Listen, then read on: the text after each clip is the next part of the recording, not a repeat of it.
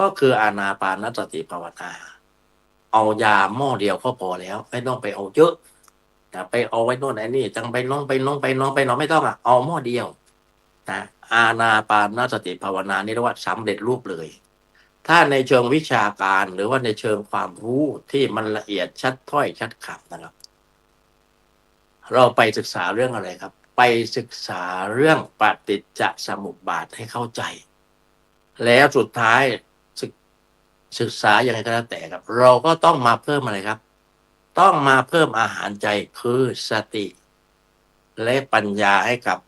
จิตของเราเองถ้าไม่อย่างนั้นครับนะเราไม่มีทางที่จะออกจากทุกข์เพราะเทคโนโลยีได้ครับเรายิ่งเป็นทาสมันเท่าไหร่ยังให้เวลามันมากเท่าไหร่นะ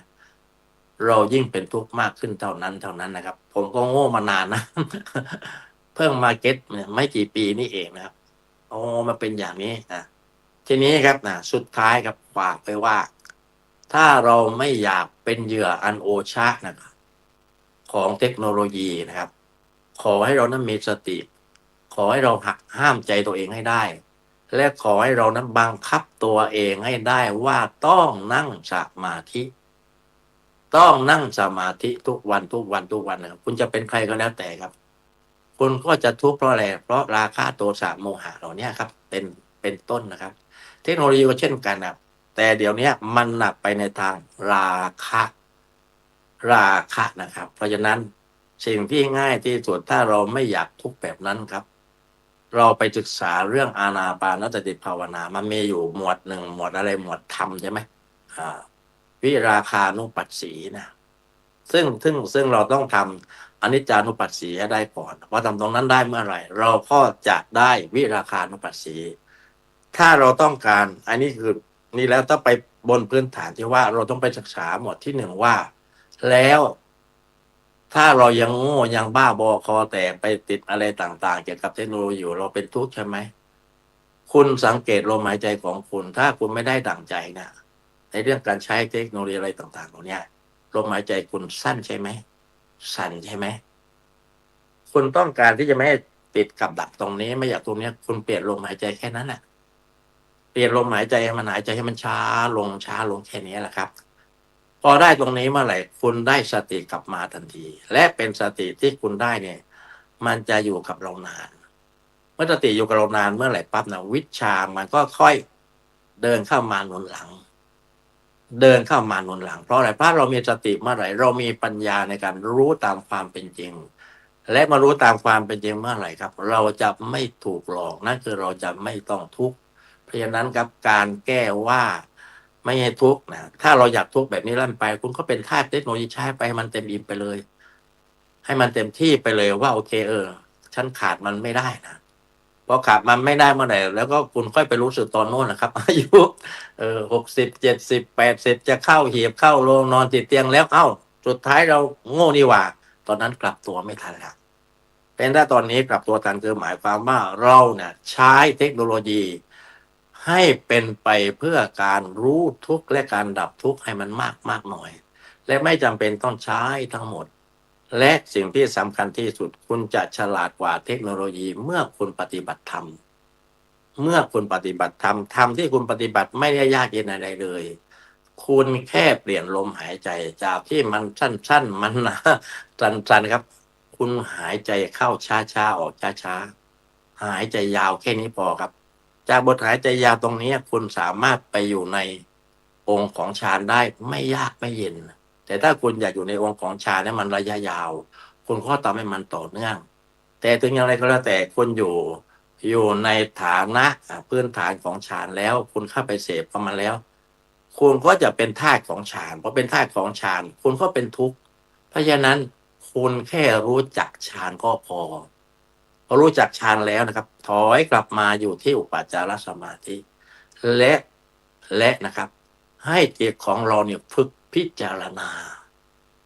ฝึกทุกวันครับไม่ต้องมากวันละ20-30 นาทีแล้วต่อไปนะมันจะเพิ่มเวลาให้เราฝึกมากขึ้นจนเราเข้าถึงความจริงแท้ว่าปฏินิสสักขานุปัสสีกูนี่โง่มาแล้วโยนคืนเทคโนโลยีคืนให้เขาไปเถอะแต่เรายังใช้มันโดยที่เรามีฌานฉลาดเพ ราะฉะนั้นครับนะถ้าเราอยู่อยากเป็นทุกข์ก็เป็นท่าเทคโนโลยีไปถ้าไม่อยากเป็นทุกข์เราก็เดินเข้ามาหาอานาปานสติภาวนาแล้วปฏิบัติได้แค่เปลี่ยนแปลงลมหายใจให้ได้เดี๋ยวคุณก็เจอช่องทางที่ธรรมชาติจะบอกว่าเดินไปอย่างนี้อย่างนี้จนไปถึงโน่นแหละครับอนิจจานุปัสสีวิราคานุปัสสีปาตินิสสักขานุปัสสีนะครับแล้ววันนั้นน่ะ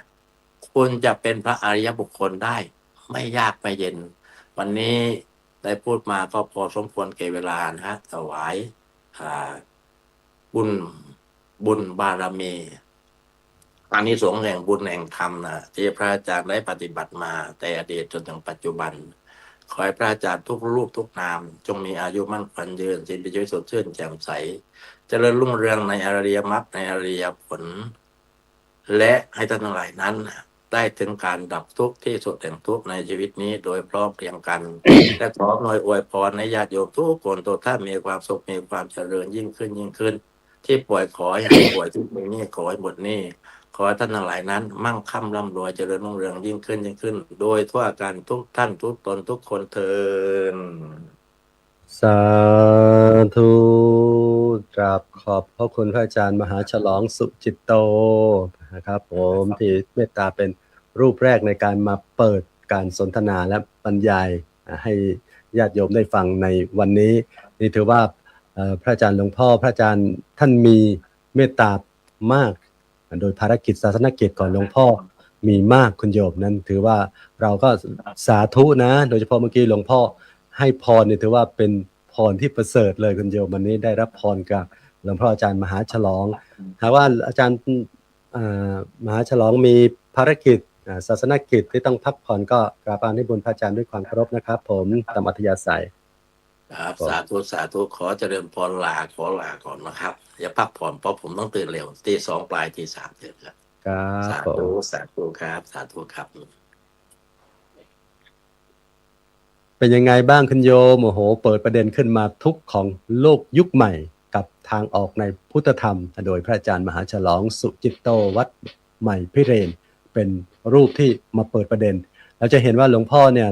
ท่านก็จะเน้นในเรื่องของความทุกข์ในคนปัจจุบันนี่แหละคุณโยมปัจจุบันนี้ก็พูดถึงเรื่องอะไรก็เรื่องของสื่อ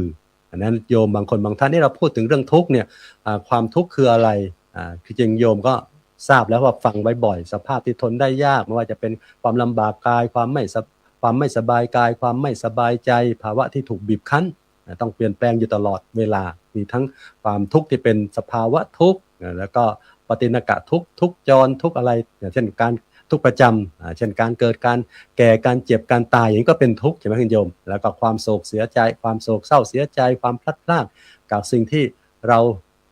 รักอะไรเงี้ยก็เป็นทุกข์มันมีหลายอย่างฟังครูบาอาจารย์บรรยายขยายความเมื่อวานก็ชัดเจนวันนี้เราเลยมาเพิ่มเรื่องของประเด็นทุกข์ของโลกยุคใหม่ถ้าว่าโลกยุคใหม่เนี่ยเราก็ต้องเข้าใจว่าก็คือยุคที่เราอยู่ในปัจจุบันโดยพระอาจารย์มหาฉลองท่านก็เน้นไปตรงไหนเมื่อกี้เน้นไปที่ AI หรือปัญญาประดิษฐ์หรือสื่อต่างๆที่เราใช้กันอยู่ถามว่าทั้งหลายทั้งปวงนี่มันมีประโยชน์ไหมคุณโยมมันก็มีทั้งประโยชน์และมีทั้งโทษมีเป็นดาบสองคมสำคัญก็คือท่านถามว่าเราใช้เทคโนโลยีเพื่อความดับทุกข์หรือเพื่อเพิ่มความทุกข์ให้แก่เรานั่นหมายความว่าบางครั้งบางทีเราใช้เทคโนโลยีเนี่ยถ้าเราไม่รู้จักใช้หรือว่าไม่รู้จักควบคุมเนี่ยแน่นอนคุณโยมมันก็จะมีความเพลิดเพลินหรือว่าที่เรียกว่าติดอยู่ในสิ่งนั้นท่านจึงให้เราระมัดระวังคุณโยมเพราะว่าเทคโนโลยีในปัจจุบันมันมาในแฝงมาพร้อมกับสิ่งเร้าให้เกิดราคะเกิดตัณหาราคะนั้นคำว่าตัณหาที่เกิดขึ้นเนี่ยนี่แหละคือสมุทัยเหตุของทุกข์นั้นมาจากตัวเนี้ยต้นตอใหญ่ๆนั้นเวลาเราเห็นในโลกโซเชียลบางสิ่งบางอย่างทั้งภาพนู่นนี่นั่นต่างมันก็เป็นส่วนหนึ่งที่ทำให้เราเกิดความชอบความ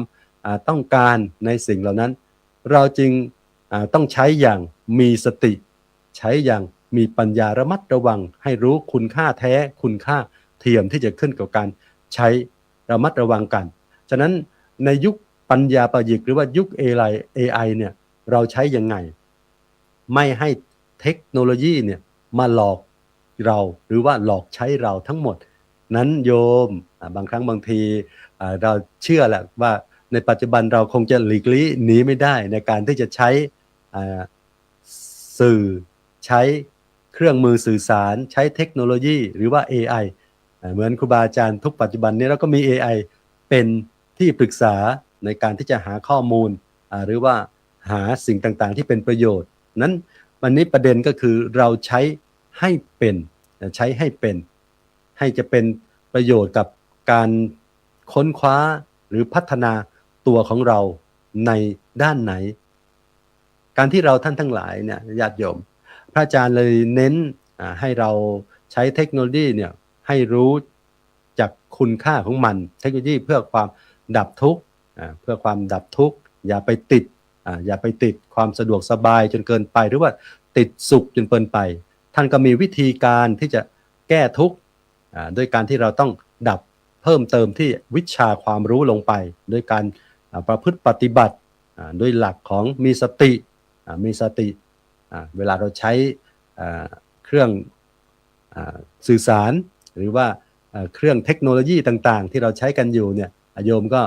ใช้อย่างมีสติแล้วก็ท่านมาพาให้เราลงไปที่การหลักประพฤติปฏิบัติธรรมก็คือที่ท่านพูดอยู่ประจำแหละคุณโยมอานาปานสติภาวนาก็คือหลักการ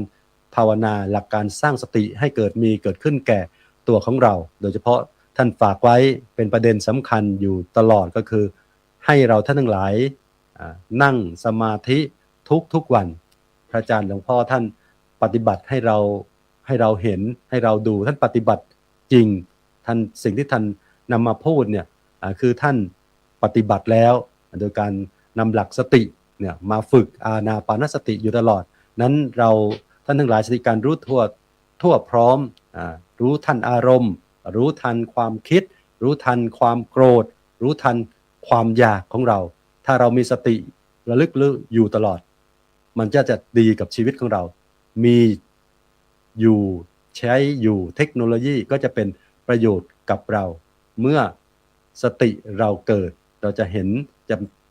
ปัญญาเราก็จะมีที่จะใช้อย่างรู้คุณค่าแท้และคุณค่าเทียมที่จะขึ้นกับชีวิตของเรานั้นวันนี้ถือว่าเป็นโอกาสดีเลยที่เราได้มาฟังพระอาจารย์ท่านได้มาเป็นรูปแรกในการสนทนาในการบรรยายทำให้เราฟังรูปที่สองที่จะมาสนทนาธรรมให้ญาติโยมได้ฟังในวันนี้ถือว่าเป็นรูปที่ตั้งกระทู้ธรรมด้วยถึงว่าท่านมาช้าก็ก่อนอื่นต้องกราบนมัสการถวายความเคารพแล้วก็ต้อนรับพระอาจารย์มหาอุดมพรอุตตมวโรก่อนครับผมเจ้าวาดวัดศรีสมนึกสุราษฎร์ธานีครับผมท่านมาช้านิดหนึ่งติดศาสนกิจแต่ก็ยังไม่ทิ้งรายการของเรานะคุณโยมยังมาพบปะกับเราอยู่ก็จะได้นิ่มกราบรัตนาพระอาจารย์มหาอุดมพรอุตตมวโรเจ้าวาดวัดศรีสมนึกจังหวัดสุราษฎร์ธานีได้เมตตามาบรรยายในเรื่องทุกข์ของโลกยุคใหม่กับทางออกในพุทธธรรมกราบพระนาด้วยความเคารพครับผมสาธุครับนมัตถุรัตนตยสะขอนอบน้อมแด่คุณพระศรีรัตนตรัยกับถวายความเคารพและขอโอกาสพระมหาเถระพระเถรานุเถระ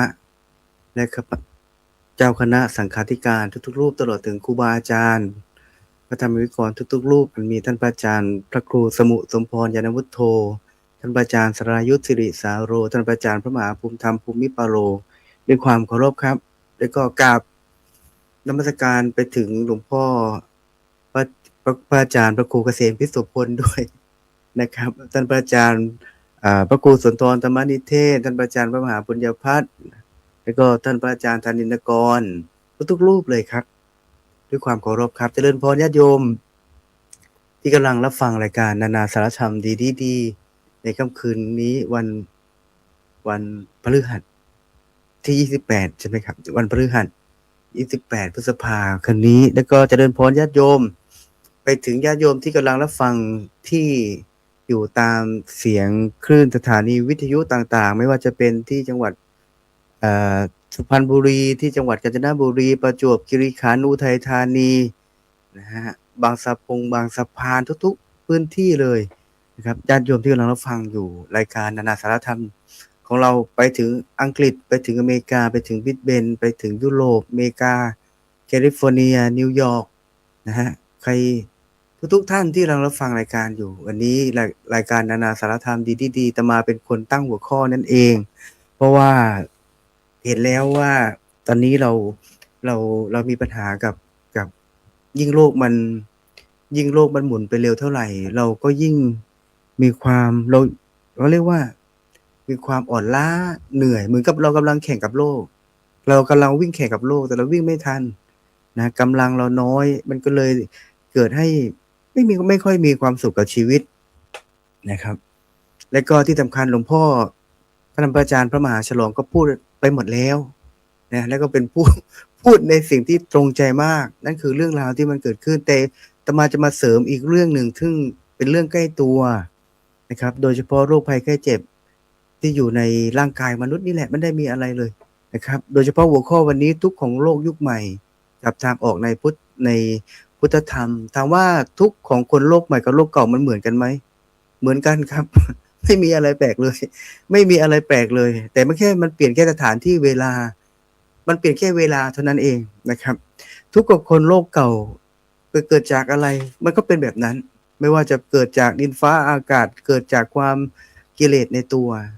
ทุกข์ของคนแล้วก็ทุกข์ของคนโลกยุคใหม่มันก็เป็นเช่นนั้นเหมือนกันนะฮะฉะนั้นความทุกข์เนี่ยมันเกิดขึ้นและก็อยู่กับเรามาตั้งแต่เราลืมตาตั้งแต่เรายังหายใจเป็นลืมตาได้ตั้งแต่เราแรกเกิดไม่ว่าโลกมันจะเปลี่ยนมากี่ล้านปีกี่พันปีนะหลายคนตายไปแล้วตายอีกเกิดมาแล้วก็ละโลกนี้ไปแล้วละโลกนี้ไปอีกเวียนซ้ำๆซากๆความทุกข์มันก็ยังอยู่ถ้าเรายังเกิดขึ้นอยู่บนโลกใบนี้ดังนั้นโลกของคนยุคใหม่กับโลกของคนยุคเก่ามันเหมือนกันไหมเหมือนกันถามว่าทุกข์เพราะอะไรทุกข์ก็เพราะความทุกข์ของคนเนี่ยมันมีสองเรื่องก็คือทุกข์ทางกายกับทุกข์ทางใจนะทุกข์ทางกายเนี่ยเราเหนื่อยเราล้าเราร้อนเราก็หลบได้หลบแดดได้นะฮะเราร้อนเราก็เข้าที่ร่มเราเปียกฝนเราก็กางร่มเราปวดเมื่อยเราเหนื่อยเราล้าเราแค่นอนหลับพักผ่อนตื่นเช้ามามันก็หายนี่คือทุกข์ทางร่างกายที่มนุษย์เผชิญอยู่ครับส่วนทุกข์ที่มันหายยากก็จริงๆก็เลยทุกข์เพราะทุกข์ที่มันเกิดขึ้นทางใจนะทุกข์ที่เกิดขึ้นทางใจเนี่ยมันต้องใช้วิธีการรับมือและทุกข์ทางใจมันต้องใช้เวลาในการรักษาแล้วก็ต้องรักษาให้มันถูกต้องด้วยนะครับรักษาให้มันถูกต้องด้วยจนบางครั้งบางคราวเราจมทุกข์มากเกินไปจนมันเกิดเป็นโรคภัยซึ่งมันเป็นตมาปัจจุบันเนี่ยได้ยินสุขภาพร่างกายของเราเนี่ยมันเปลี่ยนไปตมาได้ยินเรื่องราวของคนที่มีก็เป็นผู้ป่วยนะมีโรคทางจิตใจหลายโรคเดี๋ยวนี้โรคภัยไข้เจ็บที่ไม่เคยได้ยินมันก็ได้ยินนะและมันก็เพิ่มขึ้นเรื่อยๆนะฮะแทนที่จะมันลดลงมันดันเพิ่มขึ้นเรื่อยๆเอาง่ายๆ 2-3 วันเนี้ยสอนแต่หนังสืออย่างเดียวเลยเช้าค่ำได้ยินเสียงกระซิบจากคุณครูอาจารย์ตอนนี้นักเรียนเรามีสมาธิสั้นเยอะมากเลยนะอาจารย์พระอาจารย์ฝากด้วยนะเฉพาะที่นั่งอยู่เป็นร้อยเนี่ยพระอาจารย์อย่างน้อยๆ30-40 คนนี่สมาธิสั้นมากเลยนะบางคนกินยาคุณโยมคิดดูอาตมาต้องอยู่กับน้องนักเรียนที่ ก็เป็นโรคแบบเนี้ยเยอะนะแล้วอาตมาเอาตัวยังไงเอาตัวรอดนะเราเอาตัวรอดเพราะว่าเราเข้าใจแล้วก็เราก็เตรียมตัวรับมือมาเป็นอย่างดีแต่ผู้ปกครองบางคนยังไม่เข้าใจเลยว่าลูกของตัวเองเนี่ยมีความบกพร่องนะครับนี่ฝากถึงผู้ปกครองไม่เข้าใจเลยว่าลูกหลานของตัวเองที่เอาไปฝากในโรงเรียนเนี่ยมีความบกพร่องนะครับทางสมาธินะคิดว่าเด็กยังซนแบบทั่วไปที่จริงไม่ใช่มันมีโรคสมาธิสั้นโรคอะไรต่างๆเยอะแยะไปหมดเลยนะฮะนี่คือเรื่องราวของเด็กนี่แล้วก็มันก็เป็นเรื่องใหม่ที่มันเกิดขึ้นกับปัจจุบันนี้ครับแต่เรื่องที่อยากจะพูดในวันนี้ก็คือโรคทางจิตใจหรือว่าความทุกข์ทางจิตใจที่มันหมักหมมจ จนมันกลายเป็นโรคภัยไข้เจ็บเป็นโรคประจำตัวรักษายาก จากคนที่เคยอยู่กับสังคมจากคนที่มีชื่อเสียงพอกลายมาเป็นโรคแบบนี้ปั๊บคุณต้องมานั่งจดจ่ออยู่ในห้องมืดๆแคบๆโดยเฉพาะวันนี้จะมานำเสนอ3โรคเพราะบางคนยังไม่เข้าใจโรคตัวนี้นะฮะแล้วก็โรคที่จะพูดถึงเนี่ยมันก็เป็นได้กับทุกๆวัยเลยไม่ว่าจะเป็นเด็กวัยกลางคนวัยทำงานจนถึงวัยผู้เฒ่าผู้แก่เนี่ยก็คือโรคที่จะพูดถึงก็คือโรคซึมเศร้านะครับโรคซึมเศร้าคืออะไรหลายคนมองว่าโรคซึมเศร้าเนี่ยมันเป็นเพียงแค่เรื่องราวของคนที่คิดมากหรือว่าเรื่องราวของคนที่เรียกร้องเขาเรียกอะไรเรียกร้องความสนใจหรือเป็นเรื่องราวของคนที่ขาดกำลังใจไม่ใช่นะครับแต่แท้จริงแล้วโรคซึมเศร้าเนี่ยมันเป็นเรื่องราวเป็นภาวะจิตที่มันอ่อนล้าจากอะไรครับมันอ่อนล้าจากอาการสะสมมันอ่อนล้าจากอาการสะสมความเจ็บปวดความกดดันความที่รู้สึกโดดเดี่ยวเป็นระยะเวลาที่เนิ่นนานจนมากลายมาเป็นโรคซึมเศร้านะครับจนมากลายเป็นโรคซึมเศร้าถามว่าแล้วคนที่เป็นโรคซึมเศร้าเนี่ยเขาต้องการอะไรเขาไม่ต้องการอะไรเลยโรคซึมเศร้าเขาต้องการที่พักผ่อนทางจิตใจโรคซึมเศร้าเขาต้องการเพื่อนฟังเขาไม่ได้ต้องการเพื่อนคิดฉะนั้นอาตมาจึงฝากว่าโรคซึมเศร้าเนี่ยมันเป็นโรคที่รักษาได้นะครับทางวิทยาศาสตร์ก็รักษาได้เพราะมันเป็นเรื่องของเคมีในสมองนะฮะแต่ที่นำเรื่องนี้มาพูดก็เพราะอยากให้คุณโยมได้ทำความเข้าใจกับโรคซึมเศร้าโดยเฉพาะครอบครัวของผู้ป่วยนะครับโดยเฉพาะครอบครัวของผู้ป่วยพอผู้ป่วยเขามีพฤติกรรมที่เปลี่ยนไปคุณโยมหลายคนก็ไปเที่ยวพึ่งพาคนนั้นคนนี้ไปหากูรูคนนั้นคนนี้แล้วเขาก็แนะนำว่าญาติของโยมลูกของโยมครอบครัวของโยมเนี่ยคนนี้เขาอาจจะโดนคุณไสยโดนอะไรโน่นนี่นั่นอาตมานี่ที่พูดเนี่ยอาตมารักษาเจอมาตลอดนะครับที่จริงเขาไม่ได้เป็นแบบนั้นเมื่อพฤติกรรมของคนในครอบครัวเราเปลี่ยนไปเนี่ยสิ่งหนึ่งที่คุณโยมสังเกตได้คุณโยมอย่าเพิ่งสลัดอย่าปล่อยเขาไปแต่คุณโยมให้ฟังรายการนี้และคุณโยมทำความเข้าใจว่าเขาต้องการคนเข้าใจนะครับไม่ใช่ต้องการคนที่ไปบีบบังคับไปว่าเขาแรงๆไปผลักไสเขาไม่ใช่ยิ่งเราไปผลักไสยิ่งเราไปพูดจาแรงๆเข้าไปพูดจาห้วนๆขาดกับคนที่มีพฤติกรรมเปลี่ยนไปที่เขาคอตกที่เขากำลังหดหู่อยู่เนี่ยเขายิ่งเตลิดฉะนั้นคนที่มีความทุกข์ทางใจหรือว่าเป็นโรคทางใจเนี่ยหรือว่าโรคซึมเศร้าที่อาตมากำลังพูดเนี่ยเขาต้องการความเข้าใจอย่างมากเลยเขาต้องการคนที่กำลังห่วงใยนะเขาต้องการคนที่กำลังใส่ใจเขามากกว่าคนที่ผลักไสเขาให้เขาไปใช้ชีวิตผู้เดียวทีนี้แล้วทางออกในทางพระพุทธศาสนาหรือทางออกทางพุทธธรรมนี่ช่วยยังไงได้บ้างทางพระพุทธศาสนาเนี่ยสอนให้รู้จักเมตตาต่อกันเท่านั้นเองนะฮะคำว่าเมตตาเนี่ยมันไม่ได้ถือว่าเมตตาต่อผู้อื่นเท่านั้นนะแต่มันหมายถึงว่าเราต้องรู้จักเมตตาต่อตัวเองด้วยเพราะคนจำนวนมากๆเนี่ยเราเมตตาแก่คนรอบข้างเราลืมเมตตาตัวเราลืมให้กำลังใจตัวเราลืมยกย่องชมเชยตัวของเราเองนะตรงกันข้ามเรากลับไปดูถูกตัวเองไม่ว่าจะเป็นเรื่องเล็กๆน้อยๆเราก็ไปตำหนิฉันทำไมต้องเป็นแบบนี้ฉันนี่แย่จังเลยฉันนี่เป็นคนสับเพร่าจังเลยเนี่ยมันรู้สึกเหมือนว่ามันทำแบบนี้มันเป็นการดูถูกตัวเองตำหนิตนเองไม่เก่งเหมือนคนอื่นนะมันก็รู้สึกไร้ค่าคุณโยมคิดกันแบบนี้ทางศาสนาสอนมนุษย์เราเนี่ยสอนว่ามนุษย์ทุกคนเนี่ยมันเกิดมาบนโลกเนี้ยทุกคนเนี่ยเรามีกรรมมีทุกข์มีวิบากกรรมที่เราต้องชดใช้ฉะนั้นทุกคนเนี่ยไม่มีใครสมบูรณ์แบบนะไม่ว่าคุณจะไปอยู่ในตำแหน่งหน้าที่อะไรก็ตามแต่คุณไม่มีความสมบูรณ์แบบหรอกเพราะมันต้องมีทีมงานเข้ามาเกี่ยวข้องคุณจะทำงานคนเดียวก็ทำไม่ได้มันต้องมีแข้งมีขามีเพื่อนมีฝูงมีมันสมองมีที่ปรึกษาอะไรเยอะแยะนั่นหมายความว่า เราทุกคนไม่มีความสมบูรณ์แบบ และทุกคนก็ล้วนมีวันที่อ่อนแอมีวันที่เสียใจมีวันที่ทุกข์ได้ทุกคนก็รู้จักร้องไห้ได้ แต่การที่เราร้องไห้เนี่ยมันก็ไม่ใช่เป็นการแสดงความอ่อนแอออกมานะฮะบางครั้งเรานอนเยอะๆพักผ่อนเยอะๆเนี่ยก็ไม่ใช่ว่าเขาจะเป็นคนขี้เกียจไม่ใช่แต่มันต้องการพักผ่อน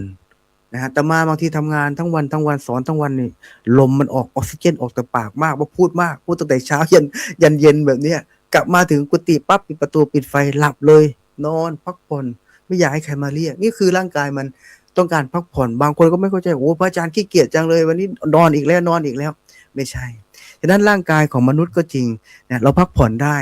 นะเราเดือดร้อนได้เรามีความทุกข์ทางร่างกายได้แต่จิตใจเราก็ต้องพักผ่อนได้ไม่ใช่ว่าจิตใจเราต้องเข้มแข็งตลอดนะไม่กล้าร้องไห้ให้ใครได้เห็นอะไรไม่ใช่อย่าลืมนะฮะเมื่อคราวใดที่เรามีความทุกข์กายทุกข์ใจคุณโยมไม่ต้องไปแสวงหาใครหรอกครับแสวงหาตัวเองหากำลังใจจากตัวเองนี่แหละมาปลอบใจตัวเองให้กำลังใจตัวเองหลอกตัวเองเสียบ้างเหมือนคนพูดไม่เก่งอุ้ยพระอาจารย์หนูอยากออกรายการกับพระอาจารย์เลยหนูก็พูดไม่เก่งทำยังไงดีพระอาจารย์ผมก็เลยบอกว่าโยมมาเก่งที่สุดแล้วไอ้คนที่ฟังคุณโยมอ่ะเขาไม่เก่งเท่าโยมหรอก คนที่เป็นเพื่อนที่มานั่งฟังคุณโยมพูดเนี่ยเขาไม่เก่งเท่าโยมหรอกโยมมาเก่งที่สุดแล้วนะโยมทำไปเลยโยมอย่าไปดูถูกตัวเอง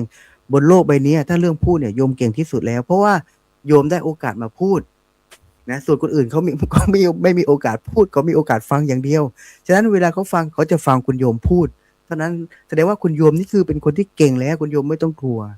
แต่มาสอนคนให้เป็นนักพูดแบบนี้นะสุดท้ายก็เป็นวิทยากรนะตัวนี้ออกไปช่วยงานสังคมออกไปจับไมค์เขาไม่อายเลยนี่คือการให้กำลังใจตัวเองโรคอีกโรคหนึ่งที่อาตมาอยากพูดถึงก็คือโรคแพนิค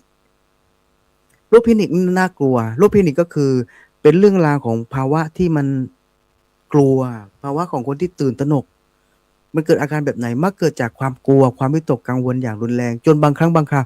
ร่างกายเนี่ยมันตอบสนองไม่ถูกมันผิดปกติเช่นหายใจไม่ออกนะฮะโรคแพนิคหายใจไม่ออกอยู่ๆก็หายใจไม่ออกกลัวไปหมดสั่นนะสั่นควบคุมตัวเองไม่ได้ทั้งที่จริงๆแล้วเนี่ยมันไม่ได้มีอะไรเกิดขึ้นเลยแต่เขากลัวไปข้างหน้าเขากลัวไปเองหลวงพ่อฉลองได้พูดถูกนะหลวงพ่อฉลองเนี่ยท่านสอนเหมือนกันเลยก็คือหมายความว่าทางพระพุทธศาสนาเนี่ยเราสอนไว้แล้วแต่ว่าเรานั้นไม่ได้นำเอาไปใช้ก็คือเรื่องเดียวก็คือเรื่องสติเป็นเรื่องของเขาเรียกว่าสติเป็นคุณธรรมที่คอยคุ้มครองโลกคอยคุ้มครองมนุษย์นะฮะไม่ให้เรานั้นหลงทางไม่ให้เรานั้นคิดผิดทำผิดคำว่าสติตัวเดียวตัวเล็กๆตัวเดียวเนี่ยศัพท์สั้นๆเนี่ยแต่ความหมายกว้างมีคุณประโยชน์มีพุทธคุณที่กว้างมากเป็นหลักธรรมสำคัญในการดูแลจิตใจดูแลความทุกข์ไม่ให้มนุษย์นั้นเป็นทุกข์เพราะคนที่เอาเฉพาะคนที่เป็นโรคแพนิคเนี่ยเขาไม่ได้ทุกข์เพราะปัจจุบันตรงนี้ไม่ใช่เขาทุกข์เพราะเขากังวลคิดไปล่วงหน้านะใจเขาคิดไปแล้วแต่จริงๆเรื่องมันยังไม่เกิดขึ้นก็กลัวอะไรบ้างกลัวอนาคตกลัวความผิดพลาดหรือว่ากลัวสิ่งที่ยังมาไม่ถึงศาสนาพุทธเราก็เลยสอนให้เราใช้ชีวิตอยู่กับสติอยู่กับลมหายใจปัจจุบันเหมือนที่หลวงพ่อฉลองได้พูดไว้นะฮะหยุดคิดถึงเรื่องราวในอดีตนะฮะหยุดคิดถึงเรื่องราวในอดีตแล้วก็หยุดคิดถึงเรื่องราวที่มันยังไม่เกิดขึ้นในอนาคตทำใจให้อยู่กับลมหายใจปัจจุบันอาตมาเดินบิณฑบาตในทุกๆเช้าเนี่ยอาตมาเดินก้มหน้าเดินบนท้องถนนรถก็วิ่งไปโยมก็สงสารพระอาจารย์เดินเท้าเปล่าบิณฑบาตพระอาจารย์ใส่รองเท้าเลยไม่เป็นไรนะบ้านเราพระอาจารย์ใส่ได้เลยบอกพระอาจารย์แล้วพระอาจารย์ไม่ใส่รองเท้าเดินบิณฑบาตไม่เจ็บเลยอาตมาบอกไม่เจ็บเพราะว่าตอนขณะบิณฑบาตเนี่ยเราก็กำหนดสมาธิไปด้วยนะเรามีสติคอยควบคุมอยู่ในทุกฝีก้าวเวลาบิณฑบาตนะฮะอาตมาจะมีวิธีการจะมีเรื่องราวในการบิณฑบาตส่วนตัวไม่ว่าจะเป็นการแผ่เมตตาการอุทิศบุญอะไรต่างๆนะฮะบางทีก็สวดมนต์ไปด้วยสวดในจิตนะครับไม่ได้สวดเสียงดังอะไรไม่ใช่เวลาอาตมาเดินบิณฑบาตแต่ละก้าวอาตมาก็ท่องกำกับไปด้วยพุทโธพุทโธพุทโธเอาสติกับลมเอาสติมา จับอยู่ที่ลมหายใจที่ปลายจมูกเนี่ยลมเข้าลมออกดูจิตดูลมเข้าดูลมออกดูลมเข้าดูลมออกตัวมันเบาอ่ะคุณโยมมันไม่เมื่อยนะเดินวันกิจเดินบิณฑบาตวันละเดินบิณฑบาตวันละโล2 โลเนี่ยอุ้ยเดินสบายมากเลยนะฮะมันไม่เจ็บตอนถึงวัดเท่านั้นเองพอเราออกจากสมาธิขามันเมื่อยจังเลยมันเมื่อยมันเหนื่อยมันล้านี่คือการเอาสติอยู่กับปัจจุบันนะฮะ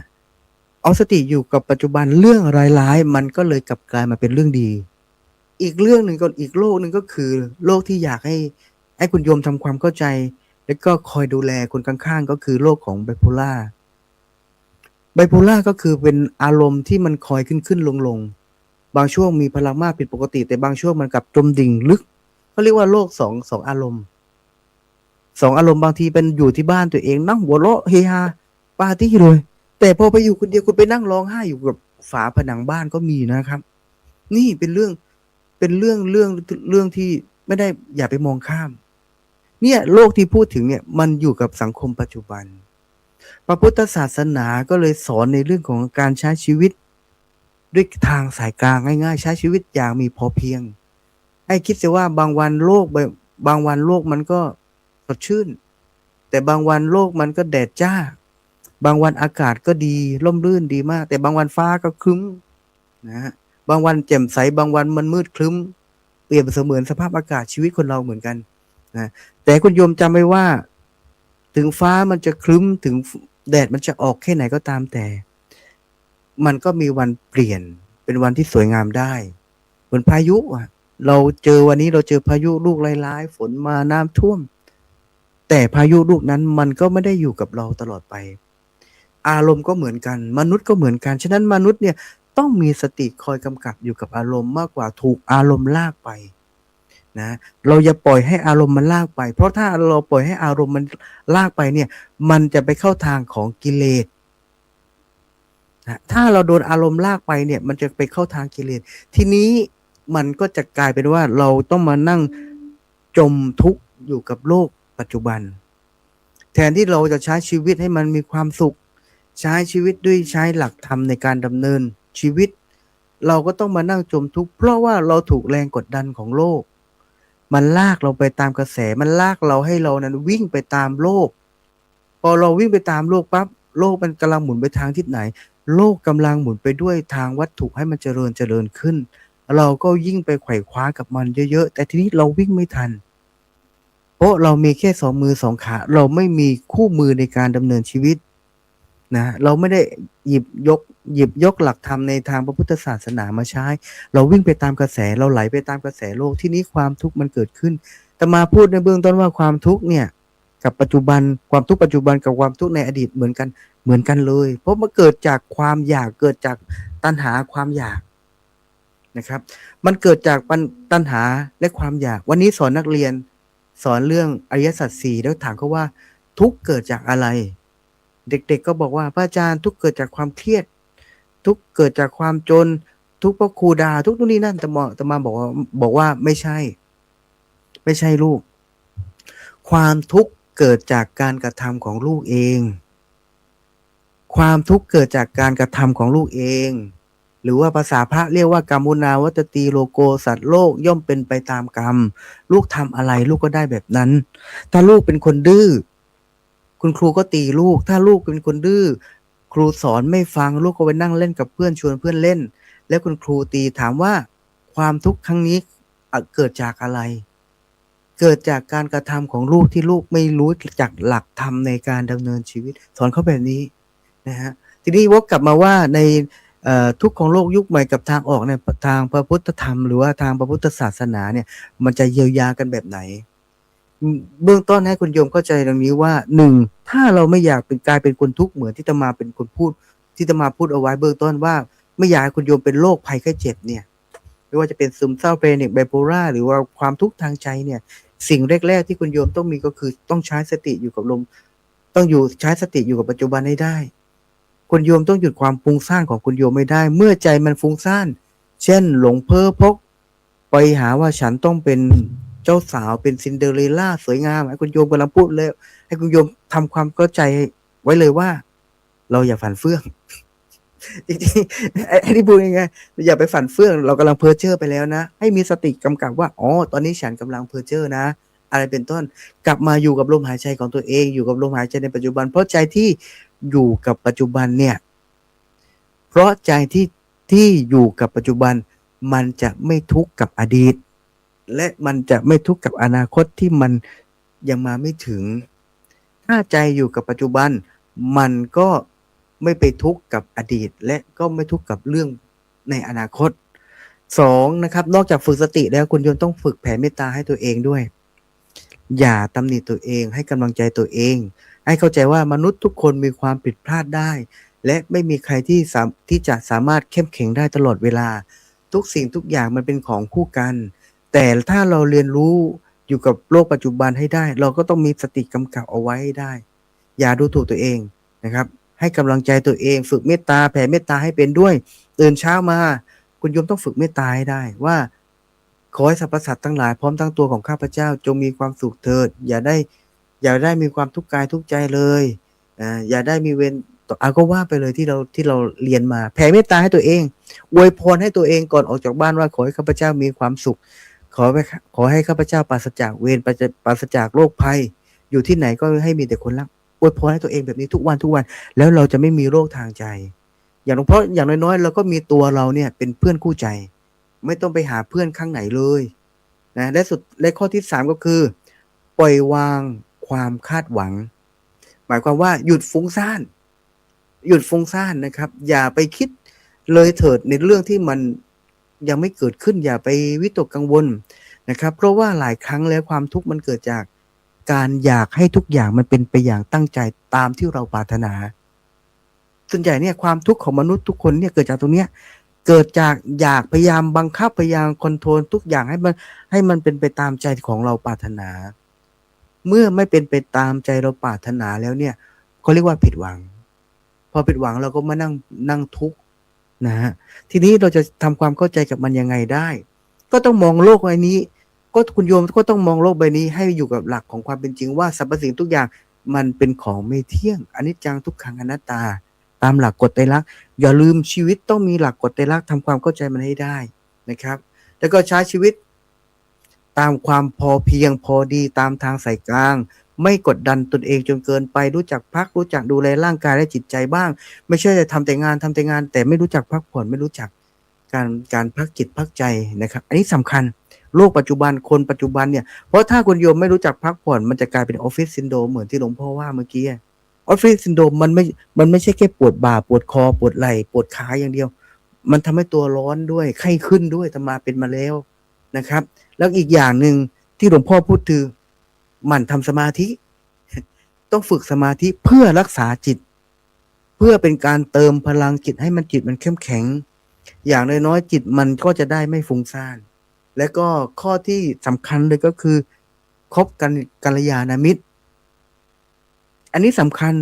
ถ้าเราอยากมีความสุขไม่เป็นทุกข์กับโลกใบใหม่นี้เราก็ต้องรู้จักคบเพื่อนด้วยคบเพื่อนที่เป็นกัลยาณมิตรหมายความว่าคบเพื่อนที่มีความคิดดีๆนะฮะไม่ใช่พาให้เราไปจมไปตกอยู่กับสิ่งที่มันเป็นลบเข้าไปสิ่งที่อึดอัดใจสิ่งที่มันเป็นเรื่องราวร้ายๆเอาเรื่องราวที่มันเป็นขยะมาสมหัวสมใจเราอันนี้ไม่เอายอมรับความจริงในชีวิตให้ได้และก็สุดท้ายถ้าคุณเรามีความทุกข์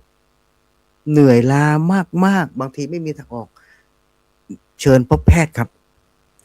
จริงๆเชิญพบแพทย์ข้อสุดท้ายคือไม่ปิดกั้นการรักษาทางแพทย์อาตมาในทำงานบางทีเครียดนอนไม่หลับอาตมาไปหาเพื่อนที่เป็นหมอเป็นเภสัชไปหาทำไมรู้ไหมไปขอยาผ่อนคลายแล้วมาฉันแล้วก็ให้มันหลับให้มันพักผ่อนได้จริงๆบางทีไม่รู้เกิดอะไรขึ้นบางทีนอนไม่หลับเราขึ้นมาสวดมนต์นะฮะสวดมนต์นั่งสมาธิแต่วันไหนที่ร่างกายมันล้าจริงๆมันนั่งก็ไม่ไหวมันจะหลับแต่มันไม่หลับแล้วมันเป็นบ่อยๆก็ต้องโทรไปหาเพื่อนโยมเพื่อนที่เป็นหมอเป็นเภสัชพวกมันก็จัดยามาให้เลยให้ฉันก่อนนอนอย่าลืมพบแพทย์หากจิตใจเราไม่ปกตินะฮะการไปพบแพทย์ทางจิตไม่ใช่ว่าเราเป็นผู้ป่วยแต่เราไปหาที่ปรึกษาแล้วก็ส่วนใหญ่เขาก็ แพทย์ทางแบบเนี้ยเขาก็เป็นมืออาชีพนะให้คำปรึกษาที่เป็นมืออาชีพนะครับแล้วอย่าลืมฝึกธรรมะของพระพุทธเจ้าด้วยวันนี้ก็เลยฝากเอาไว้ในหัวข้อทุกข์ของโลกยุคใหม่กับทางออกในทางพุทธธรรมครับ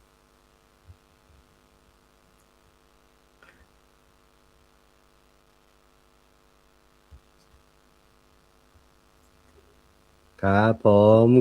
กล่าวขอบคุณพระอาจารย์มหาอุดมพรอุตตมวโรเจ้าวาด บอก วัด แล้ว ศรี ยายพูดคนแรก วันนี้ฟังเพลินเลยคุณโยมโอ้โหฟังเพลินเลยเป็นยังไงบ้างล่ะบอกเนี่ยผู้ที่ตั้งหัวข้อในการสนทนาธรรมในวันนี้ทุกข์ของโลกยุคใหม่กับ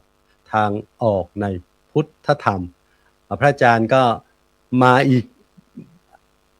ทางหนึ่งก็หมายความว่าอาจารย์มหาฉลองใช้พูดถึงเรื่องของเทคโนโลยีที่ในปัจจุบันแต่ว่าท่านก็มาพูดถึงว่าทุกข์เนี่ยในสมัยอดีตกับปัจจุบันเนี่ยมันก็เป็นตัวเดียวกันนี่แหละเพราะว่าธรรมะพุทธเจ้าก็เหมือนอากาลิโกนี่แหละไม่จำกัดการแต่ว่าปัจจุบันก็จะมีสิ่งที่มันเปลี่ยนแปลงไปอย่างไรก็คือบริบทในปัจจุบันกับอดีตก็จะแตกต่างกันคนเราดำเนินชีวิตอยู่เมื่อก่อนไม่มีรถเดี๋ยวนี้มีรถเมื่อก่อนคงจะไม่กลุ้มใจเรื่องน้ำมันใช่ไหมคุณโยมในสมัยอดีตแต่ปัจจุบันโอ้โหน้ำมันจะขึ้นแล้วนะอย่างนู้นเราก็กลุ้มใจกับการที่เรามีรถใช้ในปัจจุบันก็มีเครื่องมือสื่อสารที่มันมีมากมายแล้วก็อาจจะมีความกลุ้มใจกับเครื่องมือสื่อสารที่เราได้มานั้นท่านเลยเน้นความทุกข์ที่เป็นทุกข์ทางใจแน่นอนว่าทุกข์ทางกายเราก็มีแต่ว่าทุกข์ทางใจเนี่ยเราก็มากท่านก็เลยบอกว่าเด็กสมัยนี้เนี่ยท่านไปสอนเนี่ยครูก็บอกว่าเด็กสมัยนี้หรือแม้แต่คนในปัจจุบันเนี่ยนะคุณโยมบางทีเรื่องของสมาธิเนี่ยจะพบว่าคนสมาธิสั้นท่านจะบอกว่าเนี่ยโรคทางใจมันเกิดขึ้นแล้วท่านจะยกประเด็นโรคทางใจ3โรคขึ้นมาโรคซึมเศร้าไม่ใช่ซึมเหล้านะโยมนะซึมเศร้ามันไม่ต่างกับซึมเหล้า2โรคแพนิคอันนี้ไม่รู้ว่าโรคอะไรยังไงเดี๋ยวค่อยดูกันโรคไบโพล่า3โรคนี้ที่ท่านพูดถึงตั้งแต่เรื่องของสมาธิสั้นของเด็กเนี่ยเดี๋ยวนี้ก็มีเยอะแล้วก็โรคของโรคซึมเศร้าโรคซึมเศร้าเนี่ยเราก็เห็นญาติโยมทุกคนทุกท่านเนี่ยจะบอกว่าอ่อนละท่านบอกว่ามันอ่อนละจากการเหตุการณ์ต่างๆที่เกิดขึ้นมาแล้วก็ให้การรักษาเนี่ยให้เรารักษาตัวของเราเองด้วยการรักตัวเองรู้จักแผ่เมตตาให้แก่ตัวเองโรคแพนิคเนี่ยท่านบอกว่าเป็นโรคที่วิตกกังวลโรคที่ตระหนกตกใจใช่ไหมอาจารย์เป็นครอบที่กระหนกตกใจไปก่อนอย่างเนี้ยท่านบอกว่าโรคแพนิค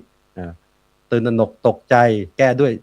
สติแล้วก็สุดท้ายท่านก็โรคไบโพล่าโรค2อารมณ์2ขั้วอารมณ์แปรปรวนง่ายพวกนี้อารมณ์แปรปรวนง่ายบางทีดีก็ดีแบบสุดๆเหมือนกันคุณโยมแต่พอได้อารมณ์เสียนี่ก็เสียแบบสุดๆเหมือนกันพวกอย่างอารมณ์สองขั้วผิดปกติทางจิตบ้างอะไรเงี้ยอย่างพระอาจารย์ท่านบอกว่านี่แบบเพราะว่าเราจะมีคนจำนวนพวกนี้มากขึ้นในสังคมเราก็คือโรคทางใจนั่นเองนั้นท่านให้เรามีการรักษาส่วนมากก็ใช้หลักมีสติอยู่ในปัจจุบันนี่สำคัญเลยสติเป็นสิ่งที่สำคัญในเรื่องที่เราทุกคนทุกท่านพูดคุยกันอยู่บ่อยๆตั้งแต่อาจารย์มหาฉลองก็เรื่องสติเนี่ยแหละเราจะเห็นว่าสติของคนปัจจุบันเนี่ยเป็นอย่างไรบางคนบางครั้งบางทีเนี่ยเราไม่ได้ฝึกบ่อยๆเนี่ยอย่างโยมที่มาฟังรายการนานาสารธรรมเนี่ยเราฝึกอยู่ทุกวันใช่ไหมคุณโยมการฝึกอย่างหนึ่งก็ฝึกอานาปานสติโยมหลายคนหลายท่านที่นั่งฟังไปด้วยเนี่ยฝึกสตินะโยมสติฝึกสติจากการฟังตั้งใจฟังตั้งใจจำตั้งใจจดตั้งใจคอมเมนต์มาหาครูบาอาจารย์หลายคนหลายท่านเลยนะโยมเนี่ยหลายที่กำลังแชทเข้ามาเดี๋ยวค่อยให้อาจารย์สรายุทธตอบหรือว่าสนทนากับญาติโยมนะแต่ว่าตอนนี้เราจะให้ความสำคัญว่าโยมเนี่ยก็เป็นการฝึกสติไปในตัวโยมฟังธรรมฝึกสติไปฟังด้วยความตั้งใจเนี่ย ฝึกสติอานาปานสติ ฝึกได้ไหมโยมตอนเนี้ยที่ฟังครูบาอาจารย์ธรรมะออนไลน์อยู่ฝึกได้นะโยมไม่ใช่ฝึกไม่ได้โอ้โหจิตใจแต่ว่าโยมหลายคนหลายท่านถ้าเกิดว่ามีเวลานะแล้วก็ฝึกแล้วก็ฟังด้วยความตั้งใจแล้วก็ฝึกอานาปานสติฝึกสติของเราไปด้วยเนี่ยฝึกมากๆเนี่ยสติของเราจะไม่เราจิตใจเราจะไม่ฟุ้งซ่านไปแก้โรคซึมเศร้าไปแก้โรคแพนิคไปแก้โรคไบโพล่าที่อาจารย์ท่านว่าดู3โรคที่ใหญ่ๆหรือว่าแปรโรคสมาธิสั้นที่เกิดขึ้นและใจของเราก็จะอยู่ปัจจุบันพออยู่ปัจจุบันเนี่ยจะไม่ทุกข์ในเรื่องอดีตที่ผ่านมาท่านจะบอกว่าให้เราประพฤติปฏิบัติเนี่ยกำหนดอยู่ปัจจุบันตัดอดีตปิดอนาคตกำหนดอยู่ที่ปัจจุบันขณะของเราใช่ไหมคุณโยมกำหนดหรือไม่อย่างไรฉะนั้นเมื่อเราเนี่ยประการต่อไปให้แก้ด้วยการรู้จักให้กำลังใจตัวเองให้กำลังใจเองก็คือเราอย่าดูถูกตัวเองคุณโยมเราเนี่ยบางครั้งบางทีเราดูถูกตัวเองไม่ให้กำลังใจตัวเองแล้วก็รู้จักแผ่เมตตาแผ่คุณงามความดีให้แก่ตัวเองบางทีแผ่เมตตาให้คนอื่นมากลืมอหังสุขิโตโหมิขอให้ข้าพเจ้ามีความสุขอหังนิทุโขโหมิขอให้ข้าพเจ้าปราศจากความทุกข์อหังอเวโรโหมิขอให้ข้าพเจ้าปราศจากเวรแล้วก็แผ่เมตตาให้ตัวเองด้วยเป็นพลังบุญของเราด้วยและต่อไปคือรู้จักปล่อยวางทุกสิ่งทุกอย่างสุดท้ายคือการปล่อยวางคุณโยมรู้ปล่อยวางลงได้มันก็จะเบาเราถือของหนักๆไม่ปล่อยไม่วางเนี่ยมันก็หนักอยู่ร่ำไปแต่ใจของเราเก็บเอาเรื่องหลายๆเรื่องนะแต่ละวันเนี่ยบางครั้งเนี่ยเราไม่รู้จัก delete ออกไปรู้จักปล่อยออกไปบ้างเนี่ยมันก็สะสมไว้บางทีเป็นขยะด้านจิตใจของเราเป็นแหล่งที่บ่มเพาะเชื้อโรคในจิตใจของเราเช่นบ่มเพาะความโลภความโกรธความหลงแบกความยึดจนเป็นความยึดมั่นถือมั่นอุปาทานจนเกินไปลืมปล่อยวางโดยเฉพาะความคาดหวังอะไรต่างๆให้น้อยลงต่อไปให้เราพยายามที่จะคบหาบัณฑิตชีวิตของเราก็จะดีขึ้นสุดท้ายท้ายสุดสรุปมาคืออย่าลืมนำธรรมะพุทธธรรมนี่แหละคุณโยมของพระพุทธเจ้าเป็นธรรมะโอสถไปรักษาโรคทางด้านจิตใจองค์สมเด็จพระสัมมาสัมพุทธเจ้าของเราได้ทรงค้นพบโอสถอันประเสริฐและทรงมาปรุงไว้ให้เราแล้วเราจะเลือกเอาโอสถธรรมะตัวไหนยาตัวใดไปแก้โรคของเราโยมเชิญไปเลือกได้กราบขอบคุณพระอาจารย์มหาอุดมพรอุตตมวโรอีกครั้งหนึ่งครับผมรูปต่อไปนี้จะได้เปิดโอกาสให้พระอาจารย์สรายุทธสิริสาโรท่านได้มาสนทนาธรรมก่อนอาจารย์มหาภูมิธรรมภูมิปโลนะเพราะว่าจะได้ให้อาจารย์สรายุทธเนี่ยท่านได้รีแลกซ์หน่อยได้เปิดโอกาสให้คุยกับญาติโยมหรือโยมจะโฟนอินมาก็แล้วแต่พระอาจารย์นี่กราบพระนานิมนต์พระอาจารย์สรายุทธสิริสาโรครับผมก็นอบน้อมแด่พระรัตนตรัยกราบถวายความเคารพพระมหาเถระพระเถรานุเถระครูบาอาจารย์ทุกรูปกับขอบพระคุณครับพระอาจารย์พระครูสมุสมพรญาณอุทโธขอกราบครับก็เจริญสุขเจริญพ